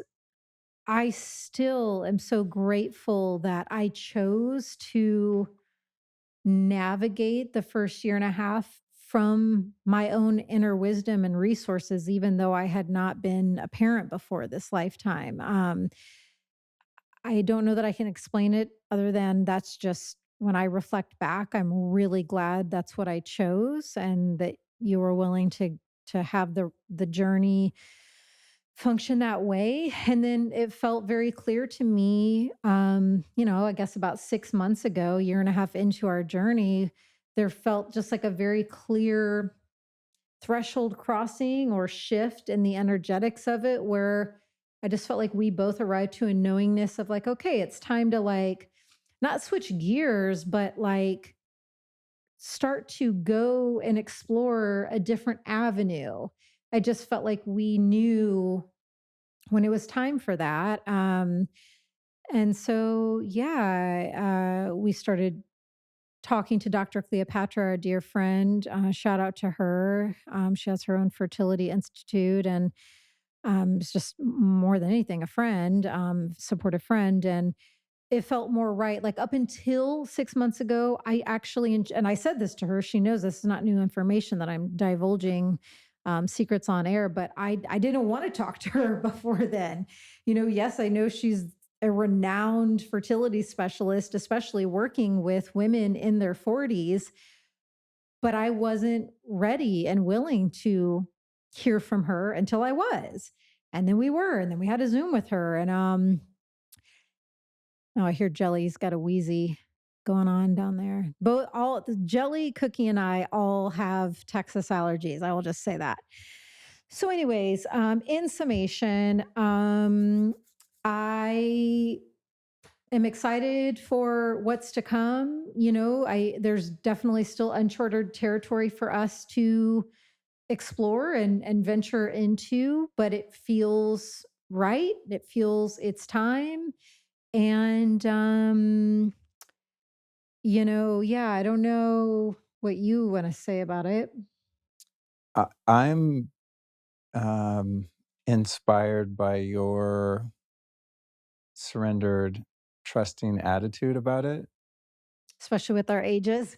Yeah, it's a strange experience for me because I think just due to my upbringing and childhood wounding and just general dysfunctions in my life, I was always terrified of having kids and never wanted kids. I mean, that was like on first dates right out the gate.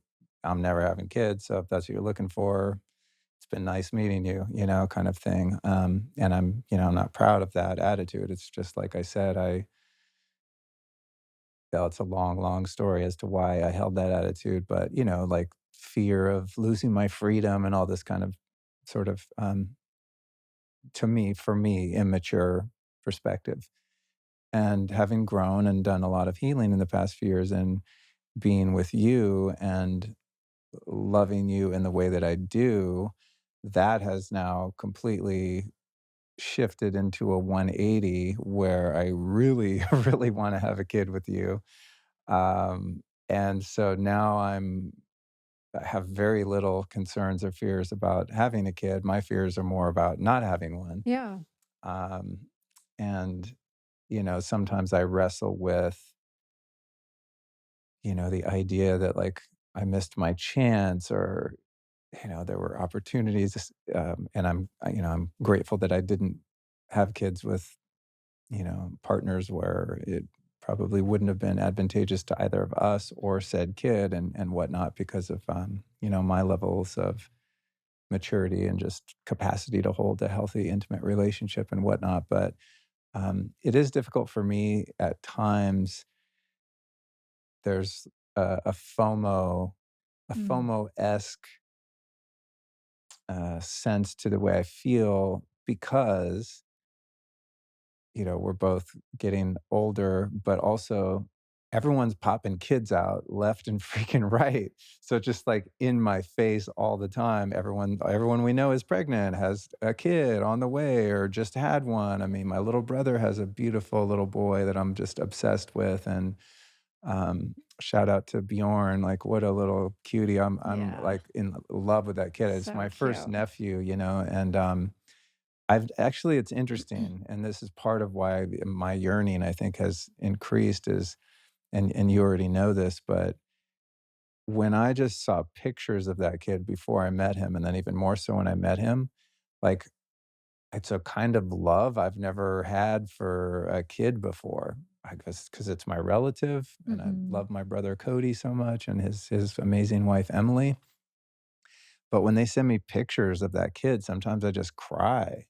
It's like, I don't what is this? It's just a weird feeling, and Mhm. so, all the fathers I know have expressed that. They're like, "Oh, dude, you have no idea of the kind of love that you experience when you have a kid." And just having a nephew is giving me a taste of that, and it's powerful, and it's a beautiful feeling. So knowing that that's kind of, it's just right there, Yeah. it's such a tangible feeling with little Bjorn. I can only imagine what that would be like with our kid, and so it's something that I just have Yeah. a deep desire for. So Well, I'm glad that you spoke to that. I mean, I definitely have those things surface for me for sure. And sometimes the surfacing moves beyond a surfacing and goes into a big wave that I have to like kind of manage so that wave doesn't take me down and drown me. Because I've always, as you know, and you've been witness to now, I've always had a very natural, easy connection with kids. I love hanging out with kids. And to be totally honest, at a gathering, you might find me in the kids' room more than you find me having adult conversations. I like hanging out with them. It's easy for me to have conversations with them. Some of our closest friends here who have many kids, like I love them. And yeah, those relationships are so meaningful to me. And so yeah, for sure. There will be sometimes a thought will come up. What exactly is it? I'm trying to find it and access it 1 second. It might be something like,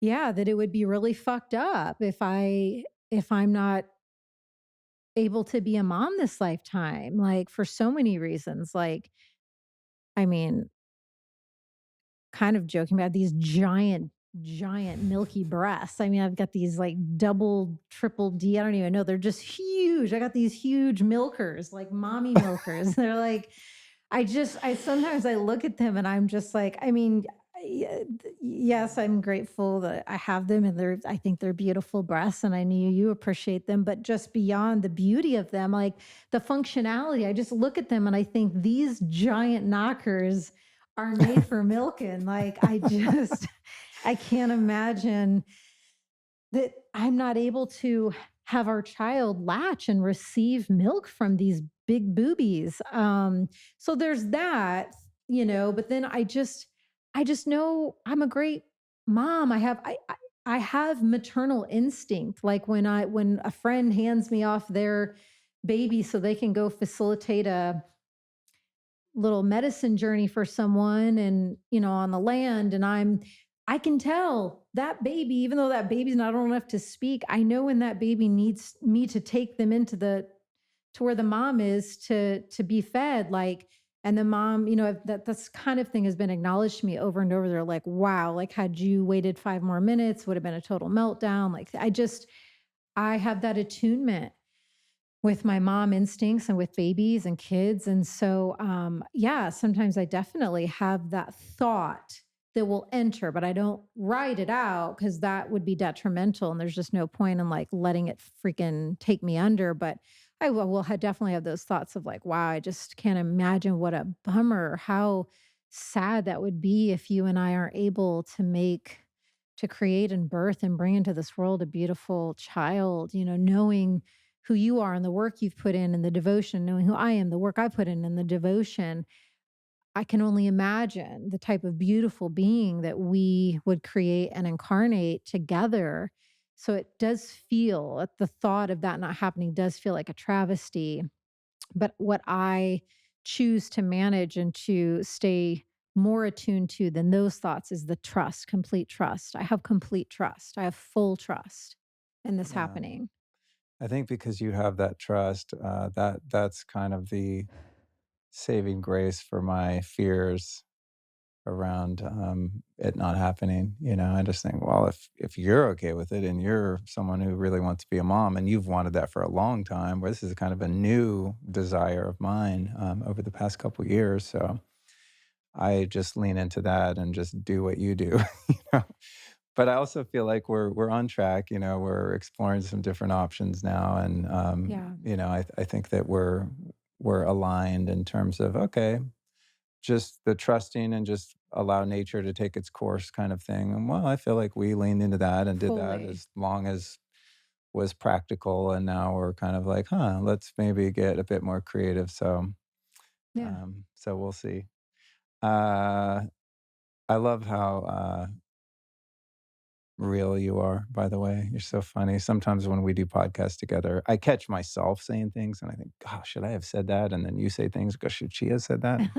I think that probably makes for a good conversation. Before we get into the rest of this and wrap it up, I meant to mention it earlier, but something in 2024 that I'm really excited about is our higher power couple retreat. Yeah. So Bring we've it been, on, we've been, finally. yeah, Allison's really been God. pushing for this, and They had the cattle prod out, putting it into your cute little butt yeah, cheeks. so we're going to we've been I mean we kind of have it all laid out, but our vision has been to create a very high-end luxury nature-based immersive experience for couples Mhm. around conscious spiritual relationships and how to deepen intimacy and better communicate and all of the things that we've learned individually prior to coming together and the things that we've learned together. So, uh, if you want to get on the wait list for that, anyone listening, again, it's a couples retreat. You can go to lukestory.com/higher power couple. And we don't have the date totally locked in, but it's looking like the end of May 2024. So it's coming up here in the next few Yeah, months. just around the corner here. It's going to be epic. What you and I are able to bring to the table through said devotion and all the things that we've already been talking about this show is really going to make for a very unique medicinal transmission type of couples retreat that you know you're just not going to find somewhere else because you and I are bring our own unique medicine. It's going to be deep, it's going to be powerful, and it will be held in the Austin area. We sent out a survey a couple months ago asking people just what they wanted because we can do all kinds of different things between each of our skill sets and understandings about the nature of relationships and all that. And the vast majority of people wanted to do it here in Austin, and we were like, "Great, we don't have to, have everyone spend their money to fly to Mexico or some exotic location. We can do it right here." And also, the vast majority of people wanted it to be for couples, and so that's what we're doing. LukeStory.com/higher power couple. And for those of you who are not currently in a relationship and are like, "Oh, bummer, I would like to do that," and explore calling in a conscious partnership. We'll be doing that probably later in the year for singles Yeah, as yeah, well. we're gonna whip something up that's yeah, a little bit different for the singles ready for sacred union. Yeah, Yeah, I'm really excited for this. This name got downloaded into us on a walk when we used to live in Laurel Canyon back in the Los Angeles era of our lives, and so it's been, like you said, a long time in the making, and I'm really glad that it has arrived. And I also love that it will most likely be in a more immersive, nature based environment that will really allow for the type of depth and transformation that I want to happen in a retreat that I facilitate, and for the people who feel called to attend. Like it happens in an environment like that. So Yeah, it's gotta be in nature and, more off grid. secluded, yeah, secluded from the world, not in a hotel in downtown Austin. So, Before, I don't know how close to wrapping up you are, but I do have some listener questions. Remember how I put on Instagram yeah, stories? go for it. Because the rest of my stuff is just kind of rattling off some lists and things like that. I haven't edited which ones I want to ask, and quite a few of you wrote in. So thank you to all of you who did. This one's somewhat interesting because it's pretty specific. What is your favorite way to manifest dreams and goals together? Like, I don't know if Cool. I've really ever thought about I that. mean, we do that all the time. I mean, right here at our altar, which we haven't done in a while, actually, specifically up here. But what comes to mind for me as the most obvious and probably what we've done more than anything is just doing our prayers together.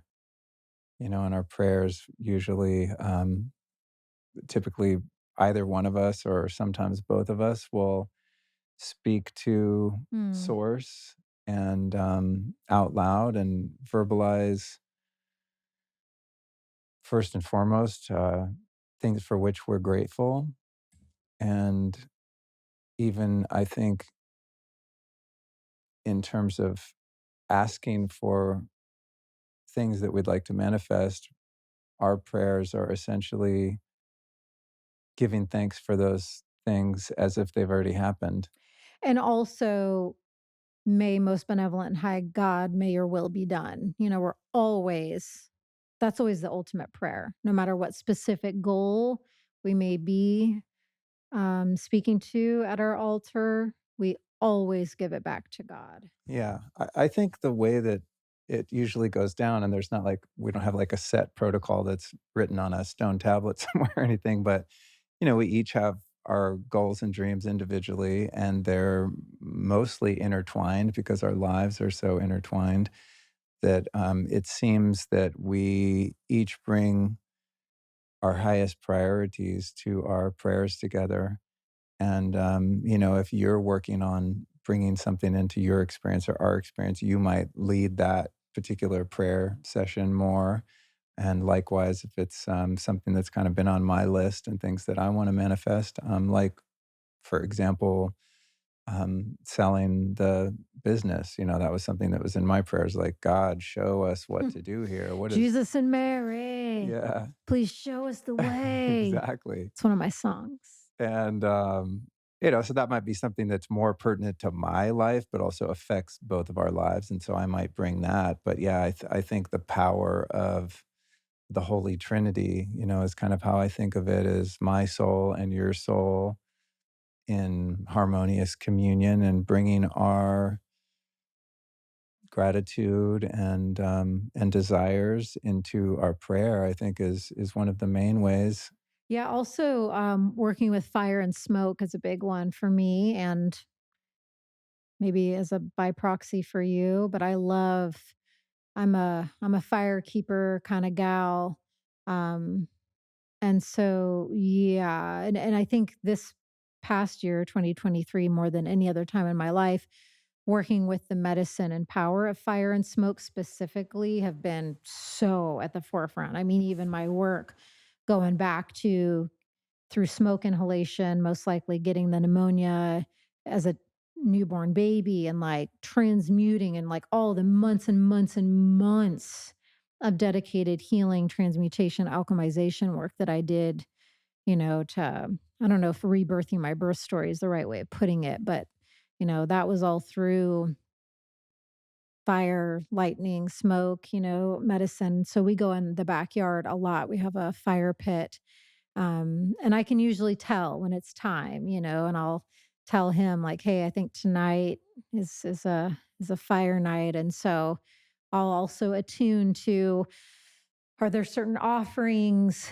to give to sacred, what I refer to as sacred grand fire? Because when I'm working with fire, I'm not looking at it as just a flame. It's the most ancient medicinal teacher known to planet Earth is fire. So I'm speaking with a most ancient spirit and guide, benevolent ally. I am communing with and speaking with a living being. And so sometimes we'll work with the fire and smoke to clear, and sometimes we work with it to call in. And depending upon what direction we're going, then I will attune to: are we working with cedar to send prayers up? Are we working more with mugwort for a cremation purification ceremony? But fire smoke work is big. And also, we do periodic ritual baths too. Oh yeah, Fill up the big bath with, when we can get our bath working yeah, it properly. wasn't working the other day. That was hilarious. She was all annoyed. She's like, "We need to get someone over here." So I called our handyman Marius or texted him. I was like, "Dude, we're not getting any water." And he goes, "You got to clear out the screen." There was like some sediment in the screen. But yeah, we'll put crystals and essential oils and magnesium salts and things like that in the bath, and just take dedicated time to connect with one another, not necessarily with the intention of manifesting goals or something like that, but just to make sure that we remain unified so that Mhm. anything we're doing individually on the metaphysical or physical plane has the bonding of our union. It's another way to remember to come together, because what motivates me, and that's probably why I've been so productive over the past few years since we've been together, is my the efforts that I put forth and the work that I do now have a much higher purpose, because they're also to serve our family unit, currently of four, hopefully to be a five. Um, and so, even though the work I do is, I think of it as a service to humanity for the people that, are inspired or educated by the stuff that I put out into the world. So it's always been meaningful and not self-centered in that sense, because I could do other things that make money that don't really help broad numbers of people. But I have a much higher purpose now, because supporting our family and our future and our goals and dreams and all of that. And it reminds me of how important the things that I want to manifest when it comes to my career and work when we're together, because I'm Mm, energizing that for a higher purpose other than right, just my own comfort or ways in which I can right. help people in the world. It's like they directly affect you and your quality of life and things like that. So Mhm, I think even when I'm working on manifesting the life that I want for myself, it's not just for me, it's for us. mhm, And so you as my muse, give me a lot of motivation. I think that's one of the beautiful things about being in partnership, right? Is there's that, again, that trinity of you share a common goal. I mean, that's given that you share values and you're on the same sort of moral standing together, and the things that are important to you are also important to your partner on a fundamental level. But I don't think there's a way that we couldn't be manifesting the life that we want, because we know that it's the foundation of how we share time together. mhm, Right. So if we want to manifest after going to Costa Rica, for example, wow, we'd really like to spend more time here. What does that look like? God, if this could be your will, mhm, show us what the next steps are or mhm, how we might do that. And I think things manifest a lot faster and also in a more meaningful way when there's a higher purpose of the foundation of the relationship being served. yeah. As I'm looking at these, so we answered at SF Siren underscore, and then Breath with Julia and Catherine Ducey.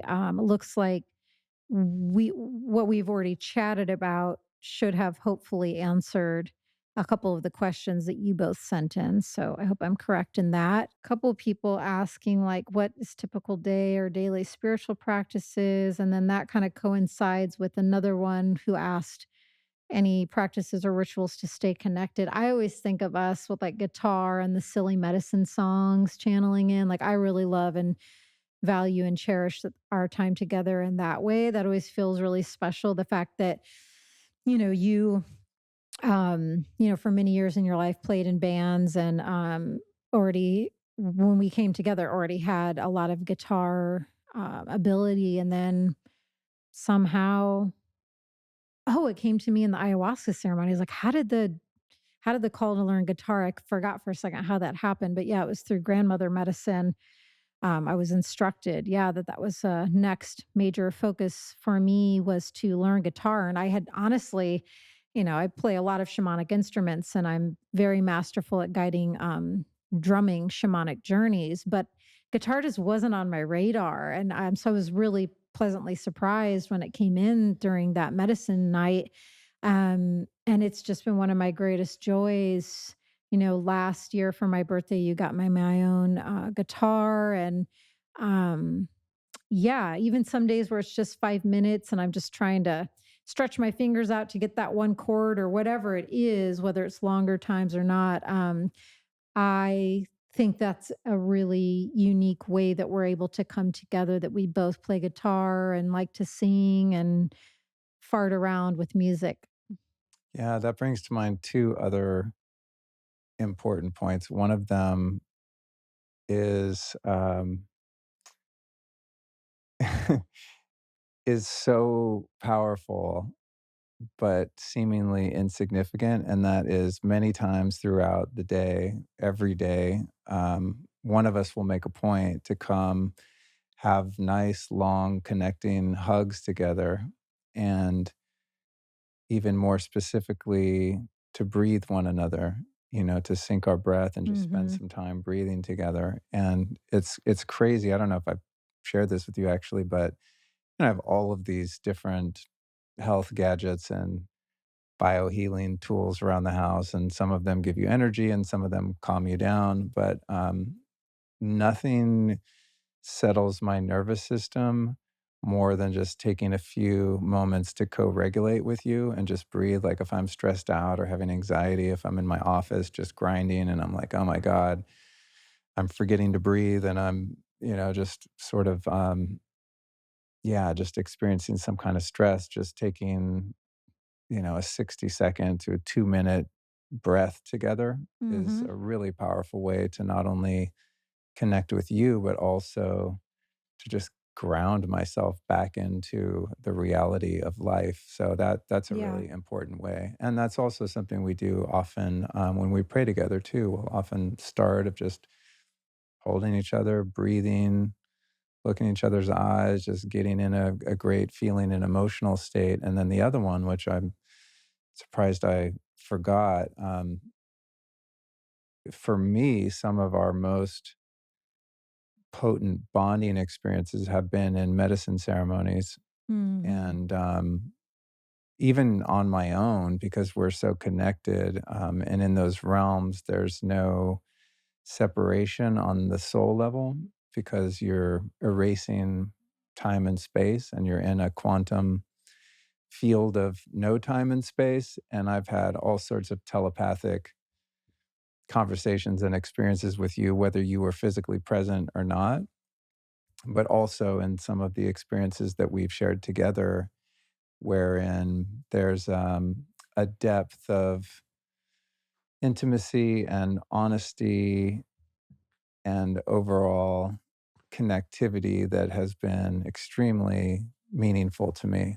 Just being able to, one experience that comes to mind is just looking over at you um, in an ayahuasca ceremony, and you know the story obviously because you were there. But I was just, I don't know, I just sat up, and this is one of the rare cases where this particular journey happened during the daytime, which is not typical of that particular medicine, at least not in my experience. But it was daytime, so it was lit. We're on our mats next to one another, and I had this whole fucking trippy ass experience where I looked at Allison and I saw her as this ancient soul that was she was just looking at me and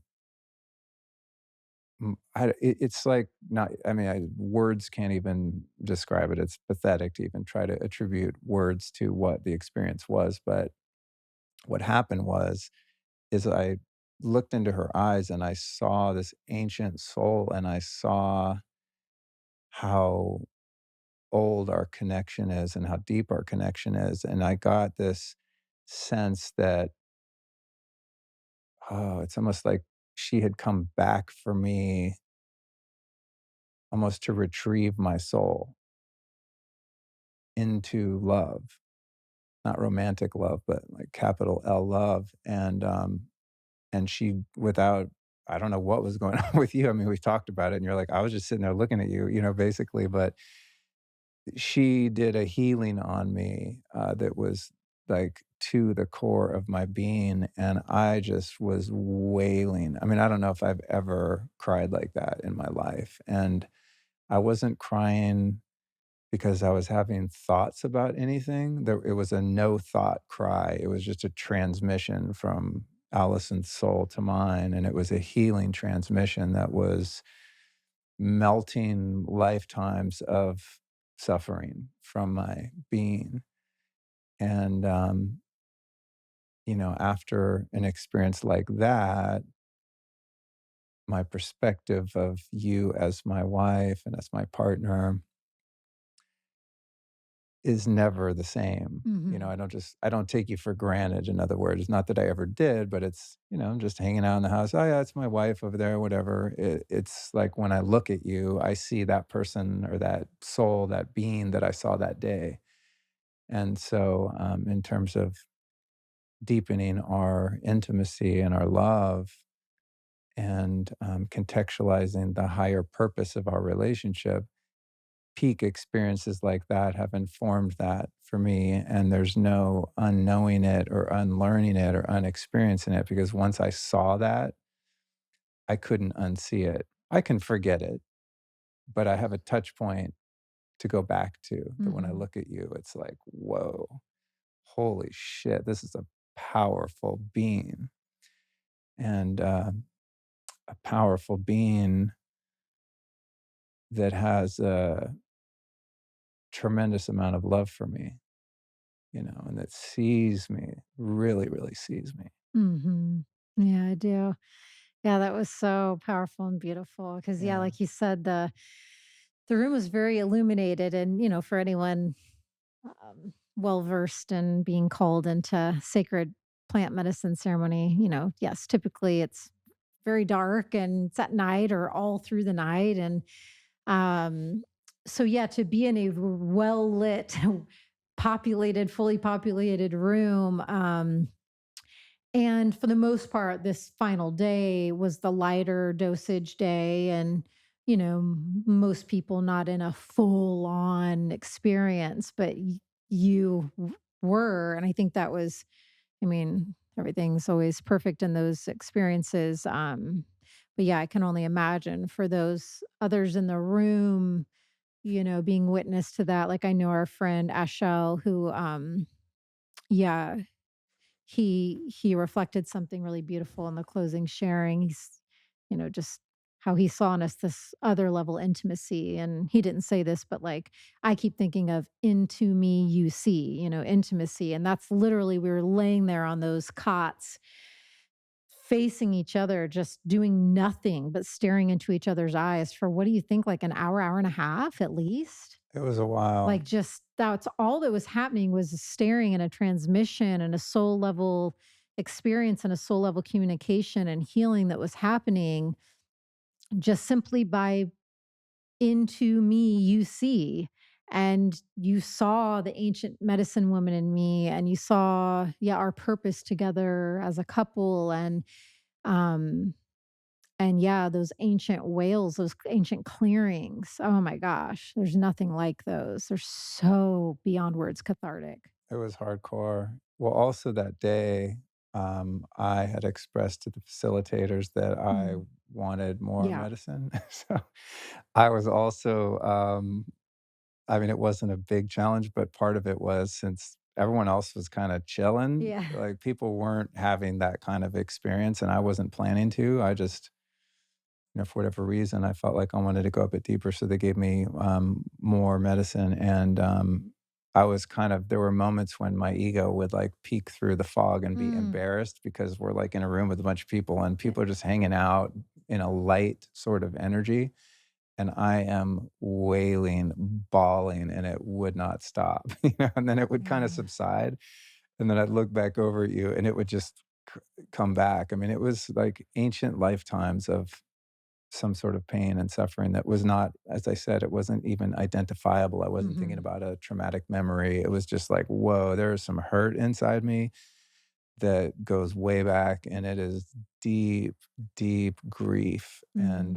And so after to the point of that question, and this isn't going to be appropriate for all people, but in our path, Mhm. every once in a while, periodically, we have an experience like that, and they've been extremely bonding for me and helped me to go deeper into my trust of you and of us, and also just to not only the healing nature of truly being seen and being that vulnerable and transparent, but as I said, also just the ways in which I honor you and see you beyond the surface of you as Alison Story, like the person behind your body and the person behind your eyes and your beauty and your personality and your intellect and all those things that present at the forefront of who you are. Like, I know who you are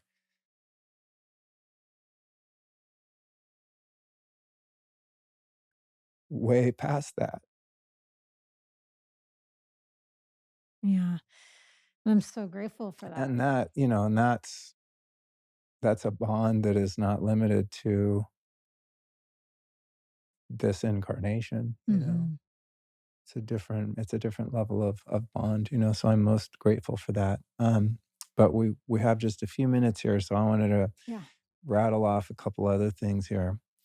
One thing that has been a huge change this year, and I just had a podcast that came out. I don't have the number in front of me with Dr. Kevin Winters, my dentist, was I had reached a point from being a drug addict and then a vegetarian and God knows what else that my teeth were just completely trashed and beyond repair with any kind of holistic dentistry. So, as you know, I went through a 6-month process of Yeah. getting new teeth. And many people have asked on my social media, like, what did you get veneers? Like, you look different. And some people have, like, clowned on me for getting fake teeth, and some people are just curious, but, yeah, I really had no choice but to get new teeth because I couldn't even, like, chew food. My They're teeth little were tiny shards. little yellow nubs, Oh. so that was, that was a lot. I mean, that was quite an intense experience. I'm on the other side of it now. Still takes a little getting used to. I'm a little bit insecure about it just Mm. because I don't know, when I look in the mirror and smile, I just look weird to me.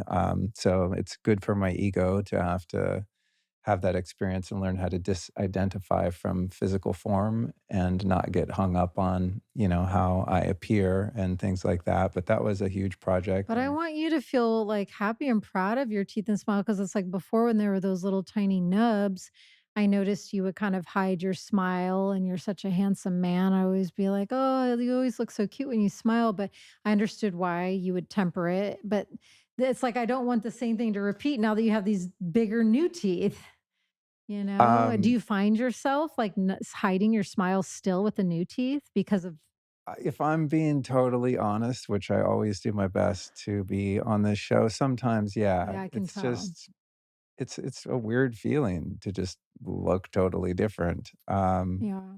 But that said, I'm extremely grateful for the great care that I got, and I also, I mean, it wasn't just like getting new teeth. I moved my whole bite, so my whole way I chew food and breathe and sleep and everything, and my back pain and neck pain is better, and Yeah, you didn't it's just a go into the dental chair and sit down one day and get new teeth. It was like, I mean, it was at least 6 months of you preparing your body through physical therapy and like all these modalities at home to like slowly shift jaw and Yeah. skull and spine. And I mean, preparing your body for that day. Yeah, it's a skeletal and muscular upgrade and a huge change, but that was a big thing this year. Another thing I did was doing the Aqua method with Dr. Marcela Madera Mm. with the laser-guided stem cells and all that, which was another, like a week-long intensive that was a really beautiful experience and had, great benefit. I think if I was more disciplined about doing the exercises they gave me, it would be more beneficial, but, I've had a difficult time kind of adhering to the plan, but that was a really incredible experience for which I'm grateful. Recently, I'm doing a medicine journey with Dr. Samuel Lee, who was also on the show recently, where we unpacked that. That was a really, empowering experience for me and something that stands out this year. Is in terms of health, I've been really focusing on sleep and really, really working on dialing that in. The great thing about you being a morning person is you go to bed hella early. So for Yeah. the first time in my life, I'm sometimes going to bed at like 9:30 or 10 at night, which is unheard of.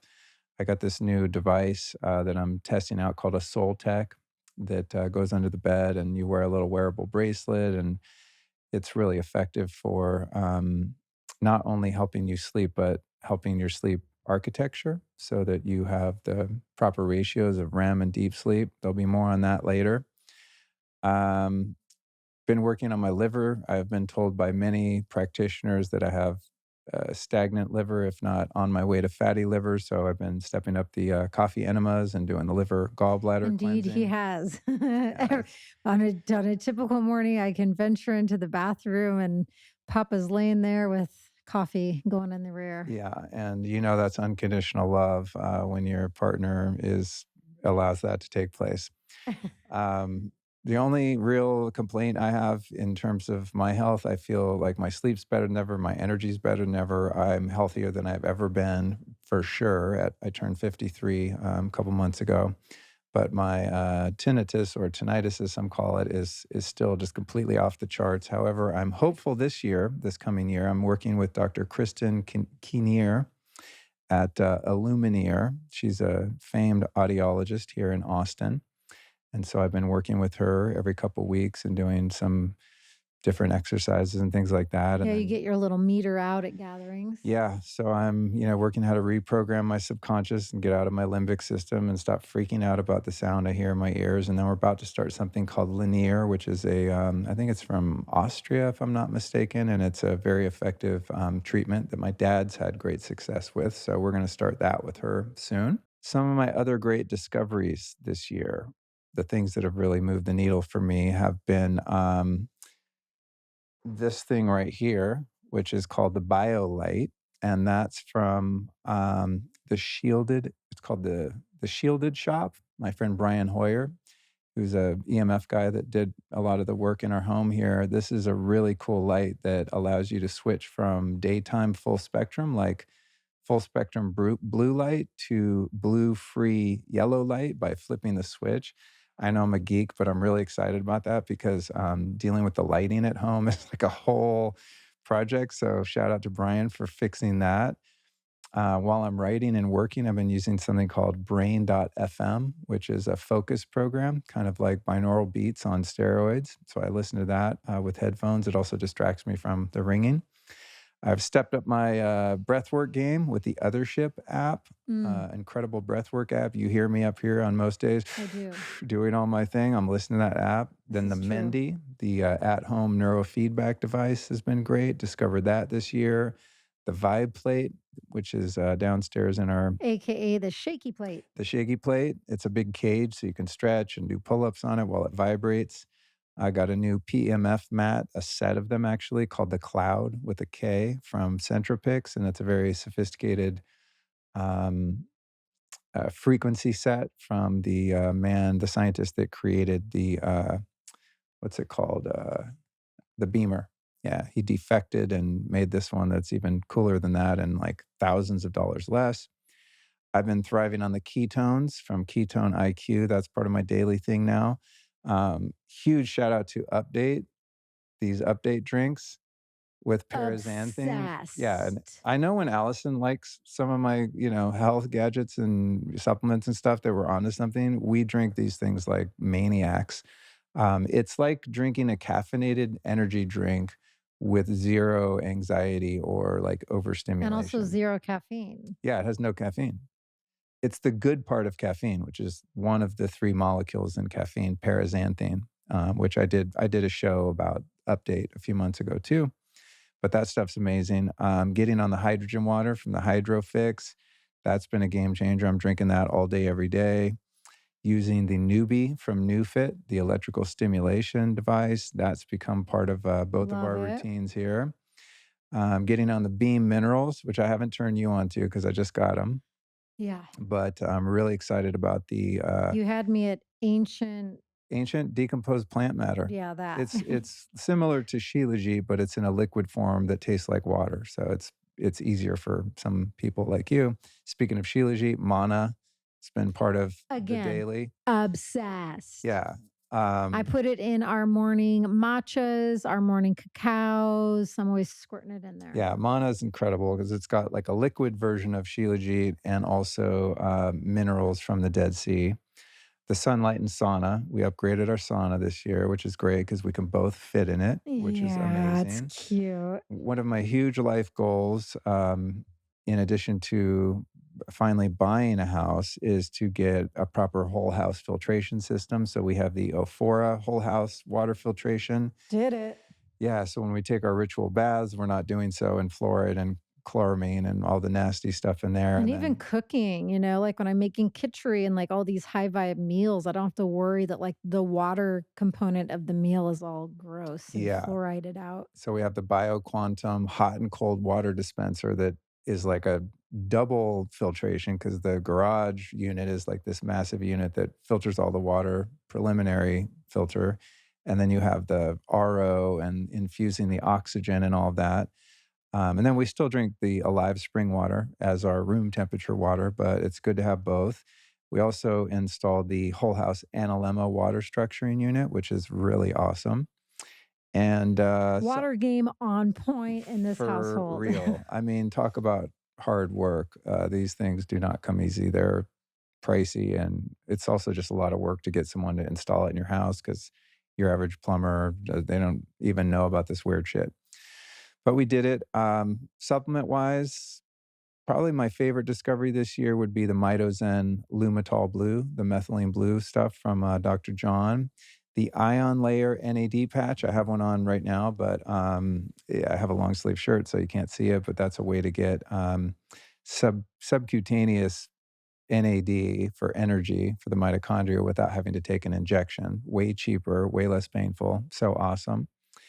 We upgraded the mattress to the Essentia mattress, so we have now yeah, Obsessed. we still have the Samina bed, which is its own thing. It's really cool, but unique, and it's nice to have 2 options, put it that way. They both have their qualities, but I love the Essentia. It's nice and soft. The air quality in the house we're doing with Jasper Air, which is great. We just did some mold testing the other day with the Jasper. There's a video on that coming soon, and the Jasper removed any and all mold spores out of the air, which was pretty cool. For the EMF, we've added the quantum upgrade service on the house, and we also still use FLFE. Quantum upgrade is a similar kind of service where you put a bubble of energy around your address.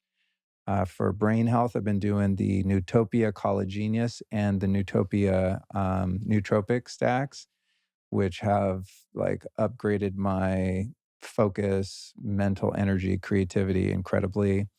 Got on the energy bits, back on the spirulina and chlorella, which I'm I really digging that. That's another one that I'm gravitating to.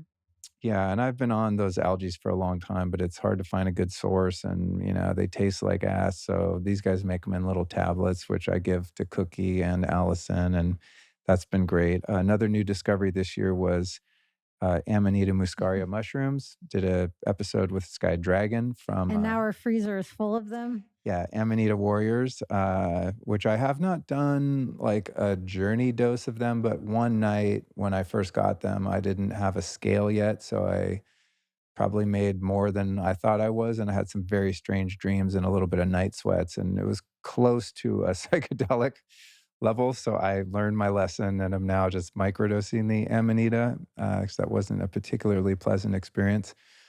And then I also discovered a CBD that actually works for the first time in my life. Man, I'm sure a lot of them are good for you, but the only one I found that I actually feel the effects of is from Element Health. So those are kind of my health discoveries this year. My favorite podcast of the year, and please nobody feel left out. These are all ones that were more meaningful to me on a spiritual, metaphysical consciousness level. I've interviewed a lot of great people about physical health and products and things like that, many of which were just covered in that list I gave you. But these are the ones that like really warmed my heart. I would say if I had to pick this year, and maybe even of all time, honestly, was Veda Austin, the water episode, which also is the most shared episode this year on Spotify. So for the people that listen to this show on Spotify, it was the most shared. And my My most shared on Ceremony Circle was with Naba, Dogon High Priest Naba really? Irtosh and Mira. Yeah. Oh, cool. Yeah. What was your most downloaded on Spotify? Mama Medicine Healing the Witch Wound. Oh, cool. My most downloaded was Dave Asprey Oh, interesting. on, but those metrics aren't that accurate because it's only people that listen to podcasts on Spotify. Most of my people listen on iTunes still. Yeah. But I was happy for Veda because she's such a beautiful person. That episode just blew my freaking mind. Another favorite was recently Dr. Ibrahim Karim Yeah, on that was cool. biogeometry. Yeah, I was into that one. That one was really wild, talking about reincarnation and non-duality and so on. Egyptian shamanism, Yeah, animal totem work. incredible. Dr. Samuel Lee, who I mentioned, talking about his plant medicine and psychedelic protocols. Naba Irita, a guest I got from you, that was one of my favorites. Alex Zek, talking about freedom and the illusion of virology and the myth of authority. Rick Rubin, when I did out in Malibu, that I worked on for a couple years. We finally got that done, and that was Mhm. a great conversation. Another one was Mark Gaffney, who Aubrey introduced me to, just a brilliant Mm. philosopher. We had a really deep convo. Bruce Cryer from the Heart Math Institute, that was one Oh, of yeah, my he was most sweet. absolute sweetheart, genuine, wise guy.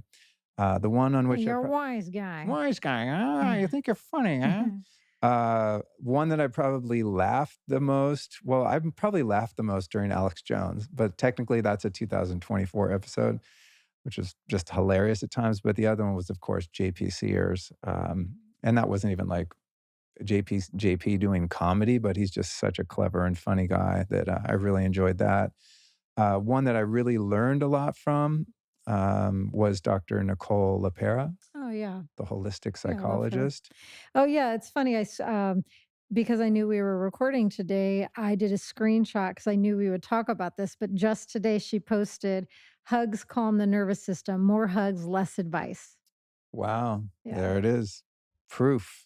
She was also Uh, on Ceremony Circle, and that was another one of my favorites. yeah, she's just brilliant. I mean, just the amount of valuable content she puts out about emotional healing and psychology is insane. Yeah. Super on point. Dr. Christiane Northrup, fiery one there. We had a really good time. Mm. One that was really meaningful to me and deeply affirmative and healing was Gabor Mate. Mm. That was Yeah. a really special one, especially after we stopped recording and some things that he shared with me that were really, really beautiful and as I said, affirming. Mhm.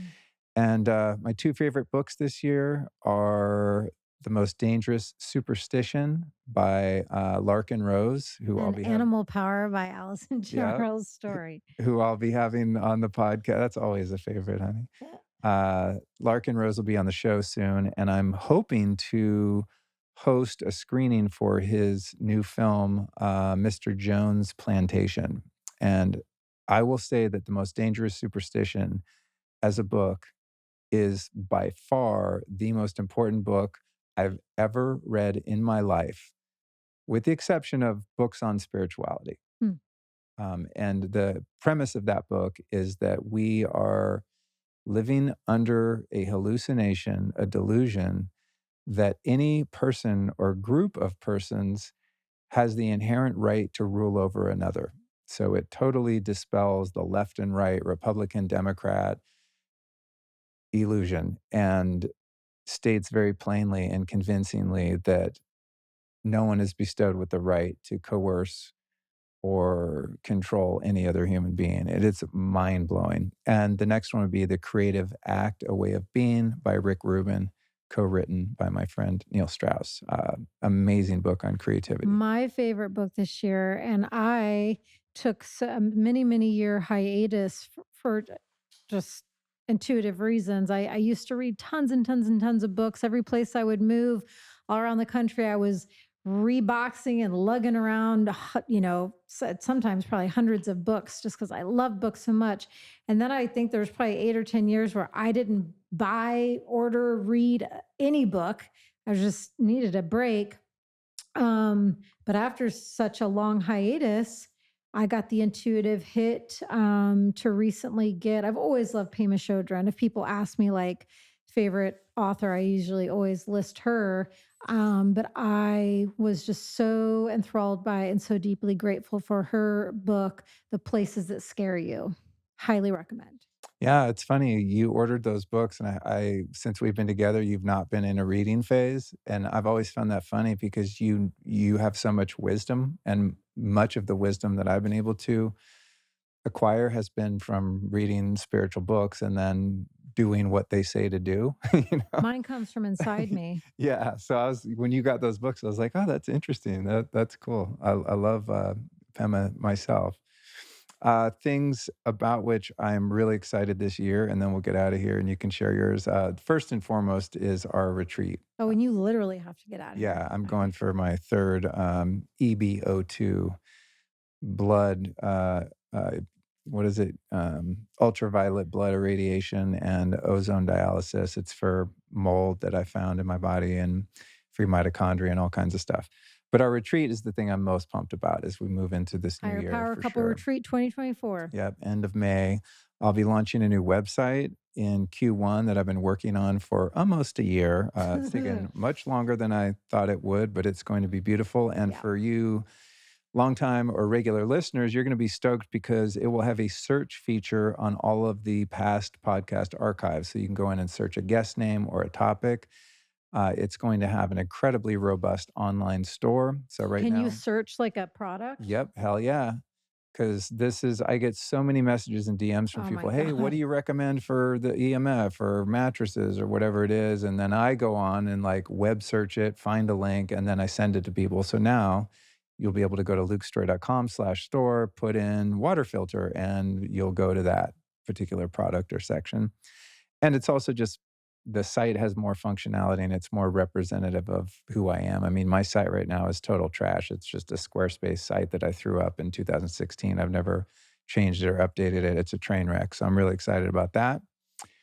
And then on the health tip this year, in the mail right now is a machine called the AquaCure, which produces something called Brown's gas. And I've been into this stuff for a long time.